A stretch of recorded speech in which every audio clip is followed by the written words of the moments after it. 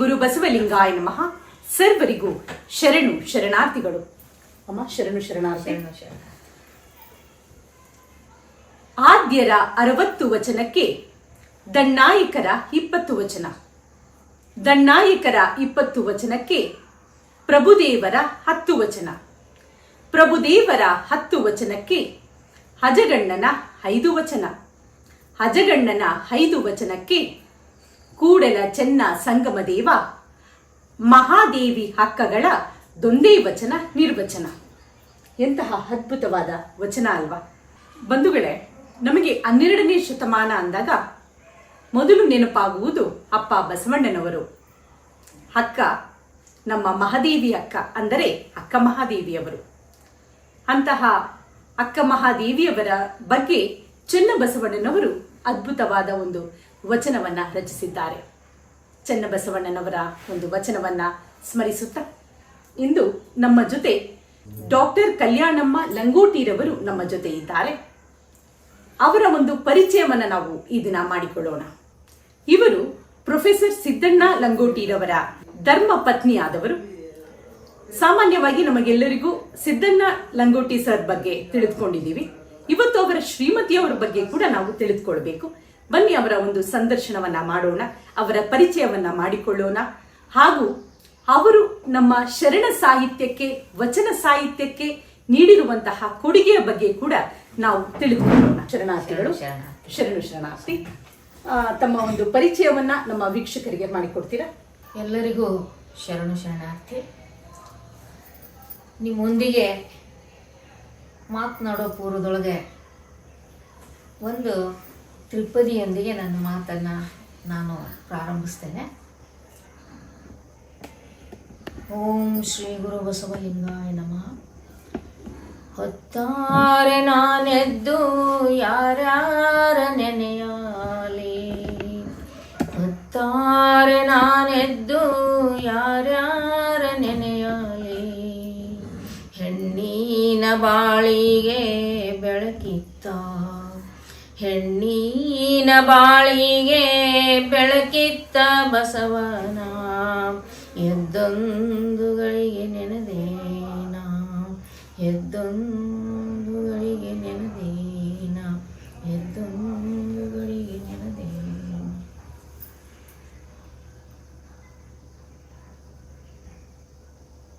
ಹೆಣ್ಣಿನ ಬದುಕನ್ನು ನಾವು ಗಮನಿಸಿದಾಗ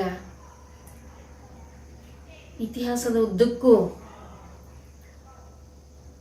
ಪ್ರಪಂಚದ ಅರ್ಧ ಭಾಗದಷ್ಟು ಹೆಣ್ಮಕ್ಳಿದ್ರೂ ಕೂಡ ಅವರಿಗೆ ಪುರುಷನಿಗೆ ಸಮಾನವಾದಂಥ ಅವಕಾಶಗಳು, ಸ್ಥಾನಮಾನಗಳು, ಗೌರವ ಇದ್ಯಾವುದೂ ಇರಲಿಲ್ಲ. ಅದನ್ನೆಲ್ಲ ಕಂಡುಕೊಂಡಂಥ ಧರ್ಮಗುರು, ವಿಶ್ವಗುರು ಅಪ್ಪ ಬಸವಣ್ಣನವರು ಅದನ್ನು ಹೋಗಲಾಡಿಸೋದಕ್ಕಾಗಿ ಸಹಜವಾಗಿ ತಮ್ಮ ಬದುಕಿನಲ್ಲಿ ಅದನ್ನು ಅಳವಡಿಸ್ಕೊಳ್ತಾ ಬಂದರು. ತಮಗೆ ಧಾರ್ಮಿಕ ಸಂಸ್ಕಾರವನ್ನು ಕೊಡೋದಕ್ಕೆ ವೈದಿಕ ಧರ್ಮದ ಅನೇಕ ಹಿರಿಯರು ನೆರೆದಿರ್ತಾರೆ. ಆವಾಗ ಅವರು ಪ್ರಶ್ನೆ ಕೇಳ್ತಾರೆ, ಈ ಸಂಸ್ಕಾರ ಅಂದರೆ ಏನು ಅಂತ. ಆವಾಗ ಅವರು ನೆರೆದಂಥ ವಿದ್ವಾಂಸರು, ಪಂಡಿತರು, ಧರ್ಮಗುರುಗಳು ಅವ್ರು ಹೇಳ್ತಾರೆ, ಹುಟ್ಟಿನಿಂದ ಎಲ್ಲರೂ ಶೂದ್ರರೇ, ಸಂಸ್ಕಾರದಿಂದ ಅವರು ದ್ವಿಜ ಆಗ್ತಾರೆ. ಇಲ್ಲಿ ದ್ವಿಜ ಅಂದರೆ ಬ್ರಾಹ್ಮಣ ಅಂತ ಅಲ್ಲ, ದ್ವಿಜ ಅಂದರೆ ಎರಡನೇ ಹುಟ್ಟು, ಎರಡನೇ ಜನ್ಮ. ಹುಟ್ಟಿನಿಂದ ಎಲ್ಲರೂ ಶೂದ್ರರು, ಸಂಸ್ಕಾರದಿಂದ ಅವರಿಗೆ ಎರಡನೇ ಜನ್ಮ ಬರ್ತದೆ, ಅದು ಪವಿತ್ರವಾದುದು ಅನ್ನುವಂಥ ಮಾತನ್ನು ಅವ್ರು ಹೇಳ್ತಾರೆ.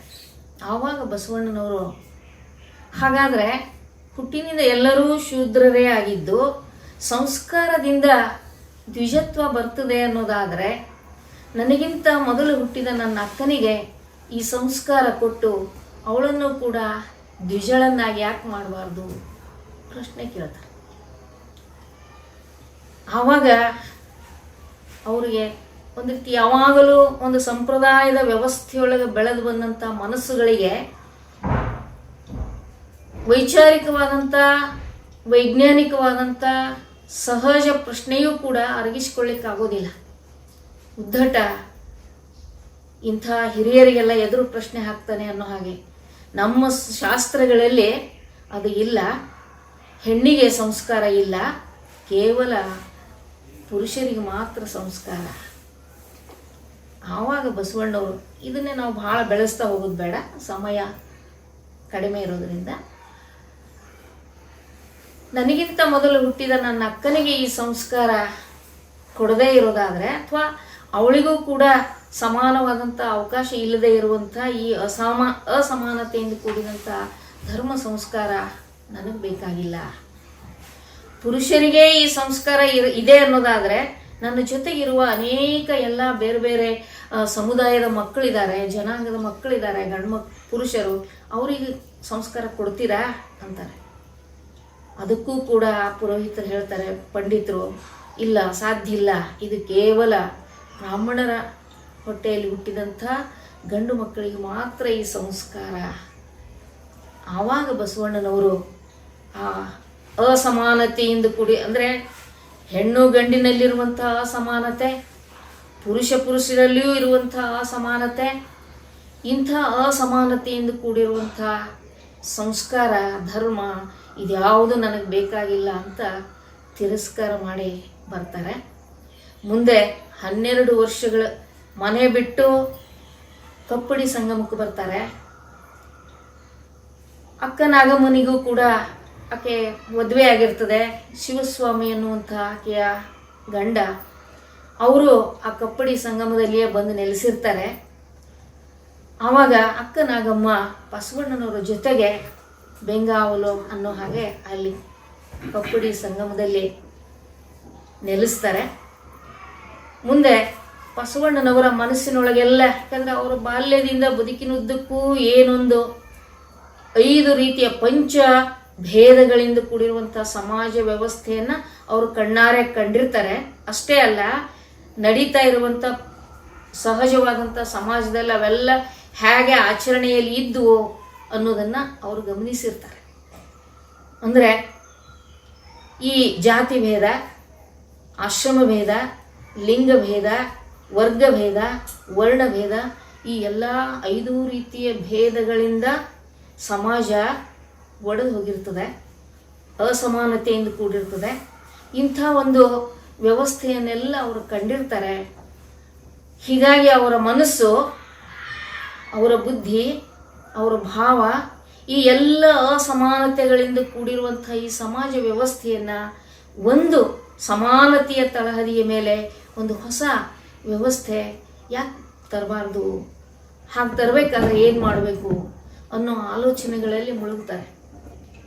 ಯಾವುದೇ ಒಂದು ವಿಚಾರ, ಯಾವುದೇ ಒಂದು ವಿಚಾರಕ್ಕೆ, ಒಂದು ಸಮಸ್ಯೆಗೆ, ಒಂದು ವಿಚಾರಕ್ಕೆ ಪರಿಹಾರ ಸಿಗಬೇಕು ಅಂದರೆ ನಮ್ಮ ತನು, ಮನ, ಭಾವ ಎಲ್ಲವೂ ಅದರೊಳಗೆ ತಲ್ಲೀನ ಆಗ್ಬೇಕು, ಅದರೊಳಗೆ ಸಂಪೂರ್ಣ ಅರ್ಪಿಸ್ಕೊಳ್ಬೇಕು. ಅಂಥ ಒಂದು ಅರ್ಪಣಾ ಭಾವದಿಂದ ಈ ಸಮಸ್ಯೆಗಳ ಬಗ್ಗೆ ಅವರು ಬಹಳ ಆಳವಾದ ಆಲೋಚನೆ ಮಾಡ್ತಾರೆ. ಜೊತೆಗೆ ಎಲ್ಲ ಅಲ್ಲಿಯವರೆಗೂ ಬಂದಂಥ ಎಲ್ಲ ಶಾಸ್ತ್ರ, ವೇದ, ಶಾಸ್ತ್ರ, ಆಗಮ, ಸ್ಮೃತಿ, ಪುರಾಣ ಎಲ್ಲ ಅಧ್ಯಯನ ಮಾಡ್ತಾರೆ. ಇದನ್ನೆಲ್ಲ ಮಾಡಿದ ಮೇಲೆ ಅವರಿಗೆ ಒಂದು ಸ್ಪಷ್ಟವಾದಂಥ ನಿಲುವು, ಒಂದು ಸ್ಪಷ್ಟವಾದಂಥ ಒಂದು ನಿರ್ಧಾರ ಅವರ ಮನಸ್ಸಿನಲ್ಲೇ ಮೂಡುತ್ತದೆ. ಹೀಗೆ 12 ವರ್ಷಗಳವರೆಗೂ ತನ್ಮಯರಾಗಿ ಅದನ್ನು ಚಿಂತನೆ ಮಾಡ್ತಾ ಮಾಡ್ತಾ ಮಾಡ್ತಾ ಅವರು ಒಂದು ತಾತ್ವಿಕವಾದಂಥ ನಿಲುವಿಗೆ ಬರ್ತಾರೆ. ಆವಾಗ ಅವರು ಕಂಡು ಹಿಡಿದಂಥದ್ದೇ ಇಷ್ಟಲಿಂಗ ತತ್ವ. ಈ ಇಷ್ಟಲಿಂಗ ತತ್ವ ಮಹಾಲಿಂಗ, ವಿಶ್ವದ ಸಂಕೇತವಾಗಿರುವಂಥ ಮಹಾಲಿಂಗ ತತ್ವ ಅಥವಾ ಮಹಾನ್ ಚೈತನ್ಯ. ಆ ಮಹಾನ್ ಚೈತನ್ಯದ ಅಂಶವೇ ಸಕಲ ಜೀವರಾಶಿಗಳಲ್ಲಿಯೂ ಕೂಡ ಇರ್ತದೆ. ಅದು ವಿಶೇಷವಾಗಿ ಮಾನವನಲ್ಲಿ ಹೆಚ್ಚು ವಿಕಾಸಗೊಂಡಿರ್ತದೆ. ಅಂಥ ಚೈತನ್ಯವನ್ನು ಅವರು ಚಿಲ್ಲಿಂಗ ಅಂತ ಕರೀತಾರೆ. ಈ ಮಹಾಲಿಂಗ, ಚಿಲ್ಲಿಂಗ ಅಂದರೆ ವಿಶ್ವ ಚೈತನ್ಯ ಮತ್ತು ವ್ಯಕ್ತಿಯಲ್ಲಿರುವಂಥ ಆತ್ಮ ಚೈತನ್ಯ, ಇದನ್ನು ಒಳಗೊಂಡ ಹಾಗೆ ಒಂದು ವಿಶ್ವದ ಆಕಾರದಲ್ಲಿ ಇಷ್ಟಲಿಂಗದ ತತ್ವ ಕೊಡ್ತಾರೆ. ಇದು ಕಲ್ಪನೆ ಅಷ್ಟೇ ಅಲ್ಲ, ಇದಕ್ಕೆ ತಾತ್ವಿಕವಾದಂಥ ಒಂದು ಹಿನ್ನೆಲೆ ಇದೆ. ಹೀಗೆ ಅದನ್ನು ಕಂಡು ಹಿಡಿದ ಮೇಲೆ ಅವರು ಮೊಟ್ಟ ಮೊದಲು ಅಕ್ಕನಾಗಮ್ಮನವರಿಗೆ ಇಷ್ಟಲಿಂಗ ದೀಕ್ಷೆಯನ್ನು ಕೊಡ್ತಾರೆ. ಬಂಧುಗಳೇ, ಈ ಒಂದು ವಿಷಯವನ್ನು ನೀವು ಗಮನಿಸಲೇಬೇಕು. ನಮ್ಮ ಶರಣ ಸಾಹಿತ್ಯದಲ್ಲಿ, ವಚನ ಸಾಹಿತ್ಯದಲ್ಲಿ ಪ್ರಪ್ರಥಮವಾಗಿ ಲಿಂಗ ದೀಕ್ಷೆಯನ್ನ ಪಡೆದುಕೊಂಡಂತಹ ಸ್ತ್ರೀ ಅಥವಾ ಮಹಿಳೆ ಅಂದರೆ ನಮ್ಮ ಅಕ್ಕನಾಗಮ್ಮನವರು. ಅಕ್ಕನಾಗಮ್ಮನವರಿಂದನೇ ನಮ್ಮ ಒಂದು ಸ್ತ್ರೀ ಕುಲಕ್ಕೆ ಒಂದು ರೋಲ್ ಮಾಡೆಲ್ ಅಂತಾನೆ ಹೇಳ್ಬೋದು. ಯಾಕಂದ್ರೆ ಅವರು ಲಿಂಗ ದೀಕ್ಷೆಯನ್ನ ಪಡೆದುಕೊಂಡು ಎಲ್ಲ ಸ್ತ್ರೀಯರಿಗೂ ಕೂಡ ಲಿಂಗ ದೀಕ್ಷೆಯನ್ನ ಪಡೆದುಕೊಳ್ಳುವಂತಹ ಅವಕಾಶವನ್ನ ಕಲ್ಪಿಸಿಕೊಟ್ರು. ಬಸವಣ್ಣನವರು ಲಿಂಗ ದೀಕ್ಷೆಯನ್ನ ಅಕ್ಕನಾಗಮ್ಮನವರಿಗೆ ಕೊಡದೇ ಹೋಗಿದ್ರೆ ಇವತ್ತು ನಾವೆಲ್ಲ ಸ್ತ್ರೀಯರು ಲಿಂಗವಂತರಾಗಿರೋದಕ್ಕೆ ಸಾಧ್ಯವಾಗುತ್ತಿರಲಿಲ್ಲ. ಅದರಿಂದಾಗಿ ನಾವು ಪ್ರಪ್ರಥಮವಾಗಿ ಅಕ್ಕನಾಗಮ್ಮನವರಿಗೆ ನಾವು ಶರಣಾರ್ಥಿಗಳನ್ನ ಅರ್ಪಿಸೋಣ. ಯಾಕಂದ್ರೆ ನಮಗೆಲ್ಲರಿಗೂ ಕೂಡ ಮಾದರಿಯಾದಂತಹ ಅಕ್ಕ ನಮ್ಮ ಅಕ್ಕನಾಗಮ್ಮನವರು. ಯಾಕಂದ್ರೆ ಅವರು ಬೆನ್ನೆಲುಬಾಗಿ ಬಸವಣ್ಣನವರಿಗೆ ನಿಂತಿದ್ದಕ್ಕೆ ಬಸವಣ್ಣನವರು ಕೂಡ ಈ ಒಂದು ಪ್ರಪಂಚದ ಒಂದು ನಿಟ್ಟಿನಲ್ಲಿ ಪ್ರಪಂಚದಾದ್ಯಂತ ಒಬ್ಬ ಸಮಾಜ ಸುಧಾರಕರಾಗಿ ಇವತ್ತು ಎಲ್ಲೆಡೆ ಅವರ ಒಂದು ಹೆಸರಾಗಿರ್ಬೋದು, ಅವರ ಕೀರ್ತಿ ಆಗಿರ್ಬೋದು, ಅವರ ತತ್ವವಾಗಿರ್ಬೋದು ಪ್ರಸಾರವಾಗಿರೋದಕ್ಕೆ ಕಾರಣ ನಮ್ಮ ಬೆನ್ನೆಲುಬಾಗಿದ್ದಂತಹ ನಮ್ಮ ಅಕ್ಕನಾಗಮ್ಮನವರು. ಆ ಮಹಾತಾಯಿಗೆ ನಾವು ಎಷ್ಟು ಕೋಟಿ ಶರಣಾರ್ಥಿಗಳನ್ನು ಅರ್ಪಿಸಿದ್ರು ಕೂಡ ಅದು ಕಡಿಮೆ ಅಂತ ನನ್ನ ಒಂದು ಭಾವನೆ. ಇಂಥ ಅಕ್ಕನಾಗಮ್ಮನವರು ಬಸವಣ್ಣನವರಿಂದ ತಾವು ಪಡೆದುಕೊಂಡಂಥ ಸಂಸ್ಕಾರದ ಒಂದು ಹಿನ್ನೆಲೆ, ಅದರ ಮಹತ್ವ, ತನ್ನ ಬದುಕಿನಲ್ಲಿ ಎಂಥ ಒಂದು ಬದಲಾವಣೆ ತಂತು ಅನ್ನೋದನ್ನು ಇಲ್ಲಿ ವಯಸ್ಸಿನ ಹಿನ್ನೆಲೆ ಆಗಲಿ ಅಥವಾ ಯಾವುದೇ ಒಂದು ಸಾಮಾಜಿಕ ಹಿನ್ನೆಲೆಯಾಗಲಿ ಇದು ಯಾವುದೂ ಇಲ್ಲದೆ ಕೇವಲ ಜ್ಞಾನದ ಹಿನ್ನೆಲೆ ಒಳಗೆ ಬಸವಣ್ಣನವರು ನನ್ನ ತಮ್ಮ ಅಷ್ಟೇ ಅಲ್ಲ, ನನ್ನ ಹೆತ್ತ ತಂದೆ ಅಂತ ಹೇಳ್ಕೊಳ್ತಾರೆ. ಆ ಒಂದು ವಚನ ಅಕ್ಕನಾಗಮ್ಮನವರು ತಮ್ಮ ವಚನದಲ್ಲಿ ಹೇಳ್ತಾರೆ, ಎನ್ನ ಕುಲಸೂತಕವ ಕಳೆದಾತ ಬಸವಣ್ಣ, ಎನ್ನ ಛಲಸೂತಕವ ಕಳೆದಾತ ಬಸವಣ್ಣ, ಎನ್ನ ತನು ಸೂತಕವ ಕಳೆದಾತ ಬಸವಣ್ಣ, ಎನ್ನ ಮನಸೂತಕವ ಕಳೆದಾತ ಬಸವಣ್ಣ, ಎನ್ನ ಭಾವಸೂತಕವ ಕಳೆದಾತ ಬಸವಣ್ಣ, ಎನ್ನ ನೆನಹು ಸೂತಕವ ಕಳೆದಾತ ಬಸವಣ್ಣ, ಎನ್ನ ಅರುಹು ಮರಹಿನ ಸಂದು ಸಂಶಯವ ಬಿಡಿಸಿದಾತ ಬಸವಣ್ಣ, ಎನ್ನ ತನ್ನೊಳಗೆ ಇಂಬಿಟ್ಟುಕೊಂಡಾತ ಬಸವಣ್ಣ, ತನ್ನ ಎನ್ನೊಳಗೆ ಇಂಬಿಟ್ಟುಕೊಂಡಾತ ಬಸವಣ್ಣ, ನಿಜವ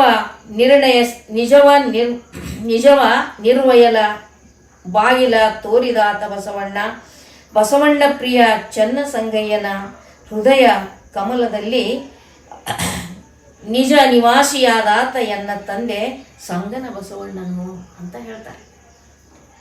ಬಹುಶಃ ನಾನು ಪ್ರಾರಂಭದಲ್ಲಿ ಯಾಕೆ ಆ ಒಂದು ತ್ರಿಪದಿ ಹೇಳಿದೆ ಅಂದರೆ, ಹೀಗೆ ಅಕ್ಕನಾಗಮ್ಮನಂತಹ ಶರಣೆಯಿಂದ ಪ್ರಾರಂಭವಾದಂಥ ಈ ಸಮಾನತೆಯ ತತ್ವ, ಲಿಂಗಭೇದ ಇಲ್ಲದೆ ಇರುವಂಥ ಧಾರ್ಮಿಕ ಸಂಸ್ಕಾರ, ಸಾಮಾಜಿಕ ಬದುಕು, ಆರ್ಥಿಕ ಬದುಕು, ಎಲ್ಲ ರಂಗಗಳಲ್ಲಿಯೂ ಕೂಡ ಏನು ಬಂದರು ಶರಣೆಯರು. ಇವರೊಬ್ಬರೇ ಅಲ್ಲ, ಅಕ್ಕನಾಗಮ್ಮ ಪ್ರಾರಂಭದ ಮಹಿಳೆ. ಈ ಸಂಸ್ಕಾರವನ್ನು ಪಡೆದು ಅದನ್ನು ವಿಕಾಸಗೊಳಿಸಿಕೊಂಡು ತೃಪ್ತಿ ಹೊಂದಿದಂಥವಳು. ಹೀಗೆ ಇಂಥ ಒಂದು ಸಮಾನತೆಯನ್ನು ಬಸವಣ್ಣನವರು ಕೊಡದೇ ಇದ್ದರೆ ಏನಾಗ್ತಿತ್ತು? ಹಾಗೆ ಅದಕ್ಕೆ ನಾವೆಲ್ಲ ಮಹಿಳೆಯರು, ಹೆಣ್ಮಕ್ಕಳು ಕೇವಲ ಸಾಂಪ್ರದಾಯಿಕವಾಗಿ ಯಾವುದೋ ಒಂದು ಭಾವನಾತ್ಮಕವಾಗಿ ಅಂತ ಅಷ್ಟೇ ಅಲ್ಲ, ಹೊತ್ತಾರೆ ಎದ್ದು ಯಾರ್ಯಾರ ನೆನೆಯಲಿ.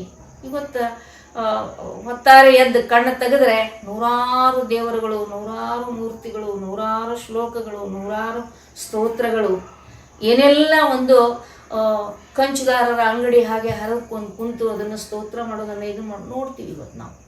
ಆದರೆ ಇಲ್ಲಿ ಬಸವಣ್ಣನವರು ಹೀಗೆ ಹೊತ್ತಾರೆ ಎದ್ದು ಯಾರ್ಯಾರನ್ನೋ ನೆನೆಯೋದಕ್ಕಿಂತಲೂ ಹೆಣ್ಣಿನ ಬಾಳಿಗೆ ಬೆಳಕು ಕೊಟ್ಟವರು, ಹೆಣ್ಣಿನ ಬದುಕಿಗೆ ಅರಿವಿನ ಬೆಳಕು ಕೊಟ್ಟವರು. ಆ ಅರಿವಿನ ಬೆಳಕಿನೊಳಗೆ ನಾವೇ ಲಿಂಗ ಸ್ವರೂಪಿಗಳಾಗುವಂತಹ ಅನುಭವದ ನಿಲುವನ್ನು ತೋರಿಸಿಕೊಟ್ಟವರು. ಈ ಅನುಭವದ ನಿಲುವಿನಿಂದಲೇ ಅನೇಕ ಜನ ಶರಣೆಯರು ನಮ್ಮಲ್ಲಿ ಆಗೋಗಿದ್ದಾರೆ. ಅಕ್ಕನಾಗಮ್ಮ ಒಬ್ಬರೇ ಅಲ್ಲ, ಅಕ್ಕನಾಗಮ್ಮನವರು ಹಿರಿಯರಾಗಿ ತಾವು ಆ ತತ್ವವನ್ನು ತಮ್ಮ ಬದುಕಿನೊಳಗೆ ಅಳವಡಿಸಿಕೊಳ್ತಾ ತಮ್ಮ ಬದುಕಿಗೆ ಬಂದಂಥ ಅನೇಕ ಜನ ಶರಣೆಯರೇನು ಅನುಭವ ಮಂಟಪಕ್ಕೆ ಬಂದರು, ಆ ಎಲ್ಲ ಶರಣೆಯರಿಗೆ ಅವರು ಗುರುವಾಗಿ ನಿಂತು, ಅವರ ತಾಯಿಯಾಗಿ ನಿಂತು ಎಲ್ಲ ತತ್ವಗಳನ್ನು ಅವ್ರಿಗೆ ತಿಳಿಸ್ತಾ, ಅವರನ್ನು ಸಂಭಾಳಿಸ್ತಾ, ಅನುಭವ ಮಂಟಪದ ಶರಣೆಯರಿಗೆಲ್ಲ ದಾಸೋಹವನ್ನು ಮಾಡ್ತಾ ಅವರೆಲ್ಲರಿಗೂ ಲಿಂಗ ತತ್ವದ ಬರೀ ಬೋಧೆ ಅಷ್ಟೇ ಅಲ್ಲ, ಅವರ ಬದುಕಿ ಅವರಿಗೆಲ್ಲ ಮಾದರಿಯಾದರು.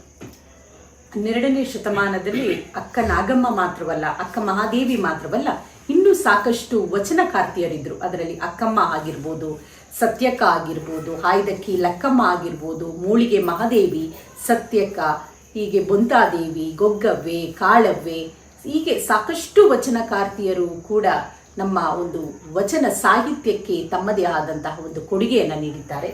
ಆ ಒಂದು 12ನೇ ಶತಮಾನದ ವಚನಕಾರ್ತಿಯರ ಬಗ್ಗೆ ತಾವು ತಿಳಿಸ್ಕೊಡ್ತೀರಾ?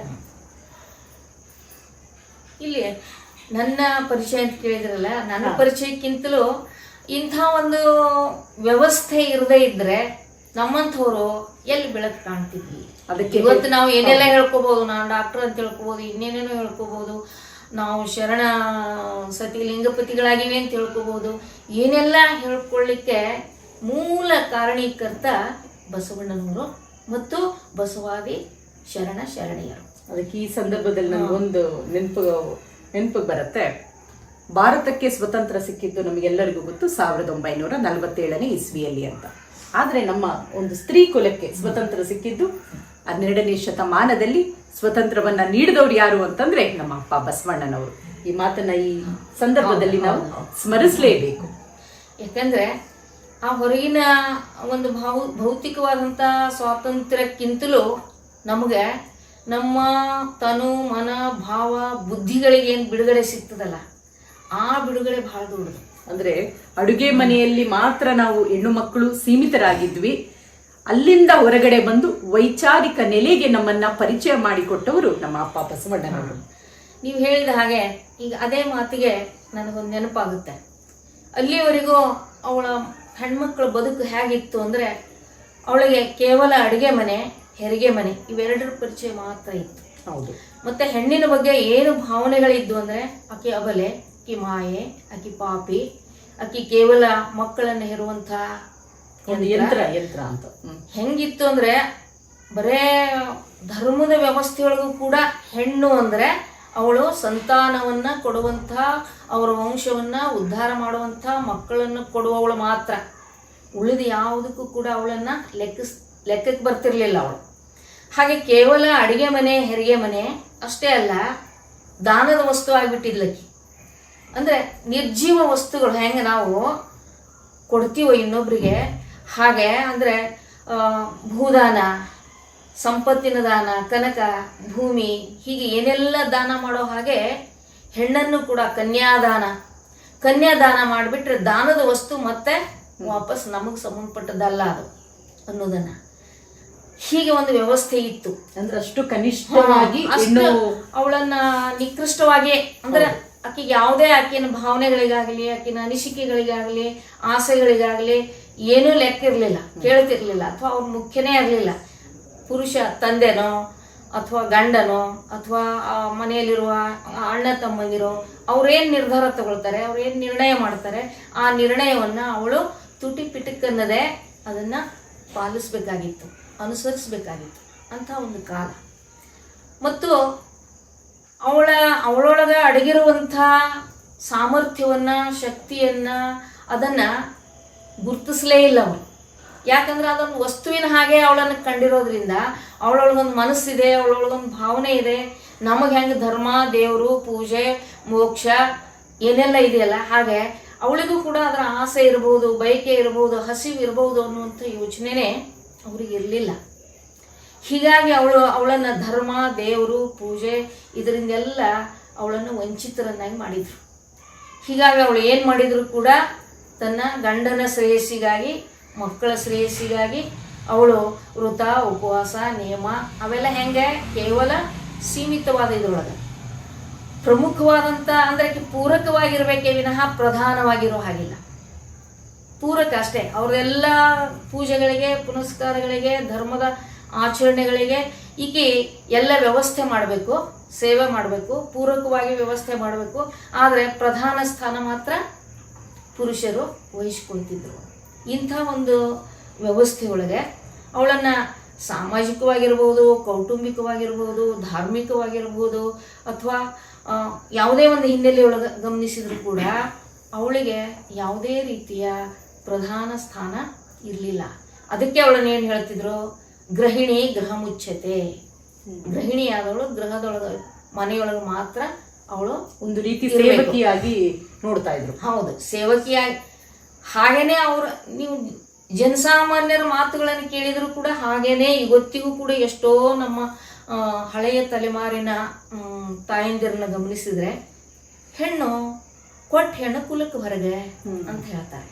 ಆಮೇಲೆ ಗಂಡಸಿಗೆ ಕಾಲಲ್ಲಿ ಚಪ್ಪಲಿ ಹರಿಯೋದಿಲ್ಲಷ್ಟು, ಹೆಂಡರು ಬರೋದಿಲ್ಲಷ್ಟು ಅನ್ನುವಂಥ ಮಾತುಗಳು ಕೂಡ ಬರ್ತಾವೆ. ಅಂದರೆ ಆಕೆ ಯಾವ ಒಂದು ಇದಕ್ಕೂ ಕೂಡ ಅಷ್ಟೊಂದು ವಿಶೇಷವಾದಂಥ ಒಂದು ಇದು ಇರಲಿಲ್ಲ. ಇನ್ನು ನೀವು ಅಧ್ಯಾತ್ಮದ ಜಗತ್ತಿನ ಹಿನ್ನೆಲೆಯೊಳಗೆ ಮಾತನಾಡೋದಾದರೆ ಅಧ್ಯಾತ್ಮ ಸಾಧನೆ ಕೇವಲ ಪುರುಷರಿಗೆ ಮಾತ್ರ ಸೀಮಿತವಾಗಿತ್ತು. ಆಕೆಗೆ ದೇವರು ಧರ್ಮ ಏನಿಲ್ಲ, ಗಂಡನೇ ದೇವರು, ಗಂಡನ ಸೇವೆಯೇ ಆಕೆ ಮಾಡುವಂಥ ಧರ್ಮ ಆಚರಣೆಗಳು. ಹೀಗಾಗಿ ಆಕೆಗೆ ತನ್ನದೇ ಆದಂಥ ಒಂದು ಧಾರ್ಮಿಕವಾದಂಥ ಒಂದಿದು ಹಸಿವು ಪೂರೈಸಿಕೊಳ್ಳುವಂಥ, ಅನುಭವಿಸುವಂಥ ಅವಕಾಶಗಳು ಇರಲಿಲ್ಲ. ಹೀಗಾಗಿ ಅವಳು ಏನೇ ಇದ್ದರೂ ಕೂಡ ಗಂಡನೇ ದೇವರು, ಗಂಡನ ಸೇವೆಯೇ ಪೂಜೆ. ಹೀಗಾಗಿ ಅಂಥ ಒಂದು ಕಾಲಘಟ್ಟ, ಅಂಥ ಒಂದು ವ್ಯವಸ್ಥೆ ಸಮಾಜದಲ್ಲಿತ್ತು. ಇಂಥ ಸ್ಥಿತಿಯೊಳಗೆ ಬಸವಣ್ಣನವರು ಏನೊಂದು ಹೊಸ ಕ್ರಾಂತಿ ಮಾಡಿದ್ರು. ಏನಿ ಎಲ್ಲ 5 ಭೇದಗಳನ್ನು ನಿರಸನ ಮಾಡಿ, 5 ಭೇದಗಳನ್ನು ನಿರಾಕರಿಸಿ ಅವಕ್ಕೆ ಸಮಾನವಾದಂಥ ಒಂದು ತಳಹದಿಯನ್ನು ತಂದುಕೊಟ್ರು. ಅಲ್ಲಿ ಧರ್ಮ ಆಗಲಿ, ಸಮಾಜ ಆಗಲಿ, ಇನ್ಯಾವುದೇ ಕ್ಷೇತ್ರದಲ್ಲಿ ಹೆಣ್ಣು ಗಂಡು ಅನ್ನುವಂಥ ಲಿಂಗಭೇದ ಇಲ್ಲ. ಬ್ರಾಹ್ಮಣ ಶೂದ್ರ ಅನ್ನುವಂತಹ ಈ ಜಾತಿ ಭೇದ ಇಲ್ಲ. ಬಡವ ಶ್ರೀಮಂತ ಅನ್ನುವಂಥ ವರ್ಗಭೇದ ಇಲ್ಲ. ಆಮೇಲೆ ಗೃಹಸ್ಥ ಸನ್ಯಾಸ ಅನ್ನುವಂಥ ಆಶ್ರಮ ಭೇದ ಇಲ್ಲ. ಇದನ್ನು ಕೂಡ ಅಷ್ಟೇ ಅತ್ಯಂತ ಗಮನಿಸಬೇಕಾದಂಥ ಅಂಶ ನಮ್ಮ ಬಸವ ತತ್ವದಲ್ಲಿ.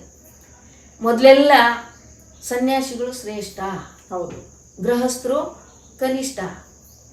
ಎಷ್ಟೋ ಸಲ ಈ ವೇದಾಂತದ ಹಿನ್ನೆಲೆಯೊಳಗೆ ಇತ್ತೀಚಿನವ್ರು ನಿಜವಾದ ವೇದಾಂತ ತಿಳ್ಕೊಂಡವ್ರು ಹಂಗೆ ಮಾತಾಡೋದಿಲ್ಲ. ಆದರೆ ಅರ್ಧಮರ್ಧ ತಿಳ್ಕೊಂಡಂಥವ್ರು ಅವರೆಲ್ಲ ಲೌಕಿಕರು, ಅವರೆಲ್ಲ ಗೃಹಸ್ಥರು.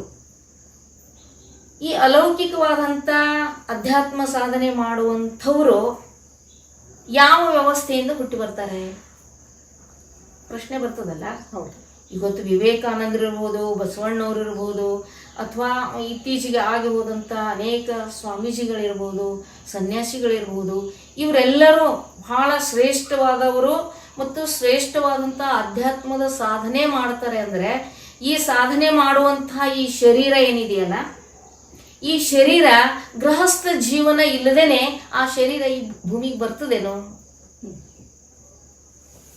ಹೌದು, ಬರೋದಿಲ್ಲ. ಎಂಥ ಮಹಾನ್ ಋಷಿಗಳು, ಮುನಿಗಳು, ಸನ್ಯಾಸಿಗಳು ಇವರೆಲ್ಲ ಹುಟ್ಟಿ ಬಂದಿರೋದು ಗೃಹಸ್ಥ ಧರ್ಮದ ತಳಹದಿಯ ಮೇಲೆ, ತಾಯಿ ತಂದೆಯರ ಹೊಟ್ಟೆಯಲ್ಲಿಯೇ. ಮತ್ತು ಈ ನಿಸರ್ಗ ಸಹಜವಾಗಿ, ಅದಕ್ಕೆ ಬಸವಣ್ಣನವರು ಈ ನಿಸರ್ಗಕ್ಕೆ ವಿರುದ್ಧವಾದಂಥ, ನಿಸರ್ಗದ ಅಸಹಜವಾದಂಥ ವ್ಯವಸ್ಥೆ ಇದು ಧರ್ಮದಲ್ಲಿ ಬೇಡ ಅಂತ ತಿಳ್ಕೊಂಡೆ ಸಹಜವಾದಂಥ ಗೃಹಸ್ಥ ಧರ್ಮದ ಆದರ್ಶದ ಮೇಲೆ ಧರ್ಮವನ್ನು ಕಟ್ಟಿದ್ರು. ಅಸಹಜವಾದಂಥ, ಕೃತಕವಾದಂಥ, ಒಳಗೊಂದು ಹೊರಗೊಂದು, ಅಂತರಂಗದಲ್ಲೊಂದು ಬಹಿರಂಗದಲ್ಲೊಂದು ಬದುಕು ಮಾಡುವಂಥ ಬದುಕಿಗಿಂತಲೂ ಸತ್ಯಶುದ್ಧವಾದ ಕಾಯಕ ಮಾಡ್ತಾ, ನಿತ್ಯ ಲಿಂಗಾರ್ಚನೆ ಮಾಡ್ತಾ, ಭಕ್ತಿಯ ದಾಸೋಹ ಮಾಡ್ತಾ, ಸಂತೃಪ್ತಿಯ ಸಹಜ ಬದುಕುವಂತಹ ಶರಣರ ಒಂದಿದೆ ನಿಜವಾದ ಸಹಜವಾದ ಬದುಕು ಅಧ್ಯಾತ್ಮ ಅನ್ನೋದನ್ನ ಕೊಡೋದಕ್ಕಾಗಿ ಅವರು ಗೃಹಸ್ಥ ಧರ್ಮ ಪ್ರಮುಖವಾದಂಥ ಆ ತಳಹದಿಯ ಮೇಲೆ ಹೊಸ ಧರ್ಮ ವ್ಯವಸ್ಥೆಯನ್ನ ಕಟ್ತಾರೆ. ಇದಕ್ಕೆ ಅನೇಕ ಜನ ನಮಗೆ ಉದಾಹರಣೆ ಸಾಕಷ್ಟು ಶರಣ ದಂಪತಿ ಆಯ್ದ ಕಿಲಕ್ಕಮ್ಮ ಮತ್ತು ಮಾರಯ್ಯ, ಮೋಳಿಗೆ ಮಹಾದೇವಿ ಮಾರಯ್ಯನವರು, ಇವರೆಲ್ಲ ಅನೇಕ ಜನ ಇಂಥವ್ರು. ರಾಯಮ್ಮ, ದಾಸಿಮಯ್ಯ, ದುಗ್ಗಳೆ, ಆಮೇಲೆ ಗಜೇಶ ಮುಸಣಮ್ಮ, ಹೀಗೆ ಸಾವಿರ ಅಪ್ಪಣ್ಣ, ನೀಲಾಂಬಿಕೆ, ಗಂಗಾಂಬಿಕೆ, ಬಸವಣ್ಣವರು, ಅನೇಕ ಹೆಚ್ಚೆಚ್ಚು ಎಲ್ಲಾನು ಒಂದು ಕೆಲವು ಜನರನ್ನ ಬಿಟ್ರೆ ಉಳಿದವರೆಲ್ಲ ಗೃಹಸ್ಥ ಜೀವನದಲ್ಲಿ ಇದ್ಕೊಂಡೆ. ಈಗ ಒಂದ್ ವೇಳೆ ಗೃಹಸ್ಥ ಜೀವನ ನಾವು ತುಚ್ಛ ಅನ್ನೋದಾದ್ರೆ, ಕನಿಷ್ಠ ಅನ್ನೋದಾದ್ರೆ, ಇಂಥ ಮಹಾನ್ ದಾರ್ಶನಿಕ ಬಸವಣ್ಣನವರು ಹೆಂಗ್ ಹುಟ್ಟಿದ್ರು? ಹೌದು. ಶಟಸ್ಥಲ ಚಕ್ರವರ್ತಿ ಚನ್ನಬಸವಣ್ಣನವರು ಹೆಂಗ್ ಹುಟ್ಟಿದ್ರು? ವಿವೇಕಾನಂದರ ಹೆಂಗ್ ಹುಟ್ಟಿದ್ರು? ಈಗಿರುವಂತಹ ಅನೇಕ ಎಲ್ಲ ಮಹಾನ್ ಪೂಜ್ಯ ಸ್ವಾಮೀಜಿಗಳು ಅಂತ ನಾವೇನು ಹೇಳ್ತೀವಿ, ಅವರೆಲ್ಲ ಬಂದಿರೋದು ಗೃಹಸ್ಥ ಧರ್ಮದ ವ್ಯವಸ್ಥೆಯೊಳಗೆ ಅಲ್ವೇ? ಆ ತಾಯಿ ತಂದೆಯರ ಪವಿತ್ರವಾದಂಥ ಪ್ರಾಮಾಣಿಕವಾದಂಥ ದುಡಿಮೆಯಿಂದ, ಕಾಯಕದಿಂದ, ಪರಿಶ್ರಮದಿಂದ ಅಂಥ ಒಂದು ಬದುಕಿನೊಳಗನೆ ಇಂಥ ಮಹಾನ್ ವ್ಯಕ್ತಿಗಳು ಹುಟ್ಟಿ ಬಂದ್ರಲ್ಲ ಅಂದಾಗ ಗೃಹಸ್ಥ ಜೀವನ ಕಡಿಮೆ ಹೆಂಗೆ? ಅದಕ್ಕೆ ಅಲ್ಲಿ ಸನ್ಯಾಸಿ ಮತ್ತು ಗೃಹಸ್ಥ, ಸನ್ಯಾಸಿ ಶ್ರೇಷ್ಠ, ಗೃಹಸ್ಥ ಕಡಿಮೆ ಅನ್ನುವಂಥ ಒಂದು ಭೇದವನ್ನು ಕೂಡ ಅವರು ತೊಡೆದು ಹಾಕಿರುವುದನ್ನು ನಾವು ನೋಡ್ತೇವೆ. ಇಂಥ ಈ ನಿಸರ್ಗದಲ್ಲೆಲ್ಲ ಈ ನಿಸರ್ಗ ಇರೋದೇ ಹಾಗೇನೆ. ಒಂದು ವೇಳೆ ನಿಸರ್ಗದ ಎಲ್ಲ ವಸ್ತುಗಳು ಸನ್ಯಾಸ ದೀಕ್ಷೆ ತಗೊಂಡ್ಬಿಟ್ಟು ಅಂತ ತಿಳ್ಕೊಳ್ರಿ. ನನ್ನ ಅನಿಸಿದ್ದು ಹೇಳ್ತಾ ಇದ್ದೀನಿ ನಾನು. ಎಲ್ಲ ಬಿತ್ತಿದ ಬೀಜಗಳೆಲ್ಲ ಮೊಳಕೆ ಹೊಡಿಲಿಲ್ಲ ಅಂದ್ರೆ, ತೆನೆಗಳು ಬಿಡ್ಲಿಲ್ಲ ಅಂದ್ರೆ, 1,000 ಕಾಳು ಬರಲಿಲ್ಲ ಅಂದ್ರೆ, ನೀವು ನೆಟ್ಟ ಮಾವಿನ ಮರಕ್ಕೆ ಹಣ್ಣು ಬಿಡ್ಲಿಲ್ಲ ಅಂದ್ರೆ, ನೀವು ಕಟ್ಟಿದ ಎಮ್ಮೆ ಆಕಳುಗಳು ಗೊಡ್ಡಾಗ್ಬಿಟ್ರೆ ಬದುಕು ಏನು? ಬದುಕು ಶೂನ್ಯ ಆಗ್ಬಿಡ. ಬದುಕು ಏನದ? ಈ ಬದುಕೆಲ್ಲ ಸಮೃದ್ಧವಾಗಿರೋದು ಒಂದಕ್ಕೆ ವಿಕಾಸ ಆಗ್ತಾ ಆಗ್ತಾ 1,000 ಆಗ್ತಾ ಆಗ್ತಾ ಅದನ್ನ ಸಹಜವಾಗಿ ಬದುಕಿನೊಳಗೆ ನಾವು ಪಡಿತಾ ಅದರಿಂದ ನಾವು ಶಕ್ತಿ ಪಡಿತೀವಿ. ಈಗ ಧಾನ್ಯಗಳೆಲ್ಲ ಹಾಗೆ ಇದ್ರೆ ಅದು ನಿರ್ಜೀವ. ಈ ಚೈತನ್ಯವಾಗಿರುವಂತ ಈ ಶರೀರದೊಳಗೆ ಆ ಧಾನ್ಯಗಳು ಆಹಾರವಾಗಿ ಹೋದ್ರೆ ಆ ಧಾನ್ಯಗಳು ಚೈತನ್ಯದ ಸ್ಪರ್ಶದಿಂದ ಅವು ಶಕ್ತಿಯಾಗಿ ಕನ್ವರ್ಟ್ ಆಗ್ತಾವ, ಎನರ್ಜಿ ಆಗ್ತದೆ. ಹಾಗೇನೆ ಈ ವ್ಯವಸ್ಥೆಯೊಳಗೆ ಚೈತನ್ಯ ಮತ್ತು ಸ್ಥಾವರ ಇವೆರಡರ ಮಿಲನ, ಇವೆರಡರ ಸಂಯೋಗ ಅಲ್ಲಿ ಚೈತನ್ಯದ ಉಗಮ ಆಗ್ತದೆ. ಈಗ 12ನೇ ಶತಮಾನದ ಸಾಕಷ್ಟು ವಚನಕಾರತಿಯರು ಸಾಕಷ್ಟು ವಚನಗಳನ್ನ ನಮ್ಮ ವಚನ ಸಾಹಿತ್ಯ ಲೋಕಕ್ಕೆ ನೀಡಿದ್ದಾರೆ. ಅವರ ವಚನಗಳಲ್ಲಿ ಅವರು ಏನನ್ನ ನಮಗೆ ತಿಳಿಸ್ಕೊಟ್ರು ಅಂತ ತಾವು ಹೇಳ್ತೀರಾ? ಈಗೆಲ್ಲ ನಾವೇನೀಗ ಹೇಳಿದಿವಲ್ಲ ಪಂಚಭೇದಗಳು, ಈ ಪಂಚಭೇದಗಳನ್ನೆಲ್ಲ ತಮ್ಮ ವಚನಗಳ ಮೂಲಕ ಶರಣೆಯರು ನಿರಸನ ಮಾಡಿದ್ದನ್ನು ನಾವು ಕಾಣ್ತೇವೆ.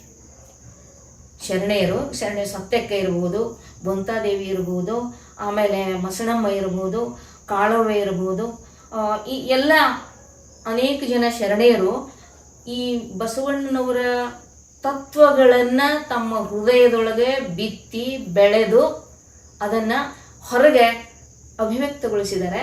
ಮತ್ತು ಇನ್ನೊಂದು ಅದ್ಭುತವಾದಂಥ ಒಂದು ಸಮಾಜ ಹೆಂಗೆ ಸೃಷ್ಟಿಯಾಯಿತು ಅಂದರೆ, ಒಂದು ಕಾಲದಲ್ಲಿ ಅವರಿಗೆ ಮಾತನಾಡೋ ಸ್ವಾತಂತ್ರ್ಯ ಇರಲಿಲ್ಲ, ಮನೆಯಿಂದ ಹೊರಗೆ ಬರೋ ಸ್ವಾತಂತ್ರ್ಯ ಇರಲಿಲ್ಲ, ಚರ್ಚೆ ಇದು ಅಂತೂ ದೂರ ಉಳಿತು.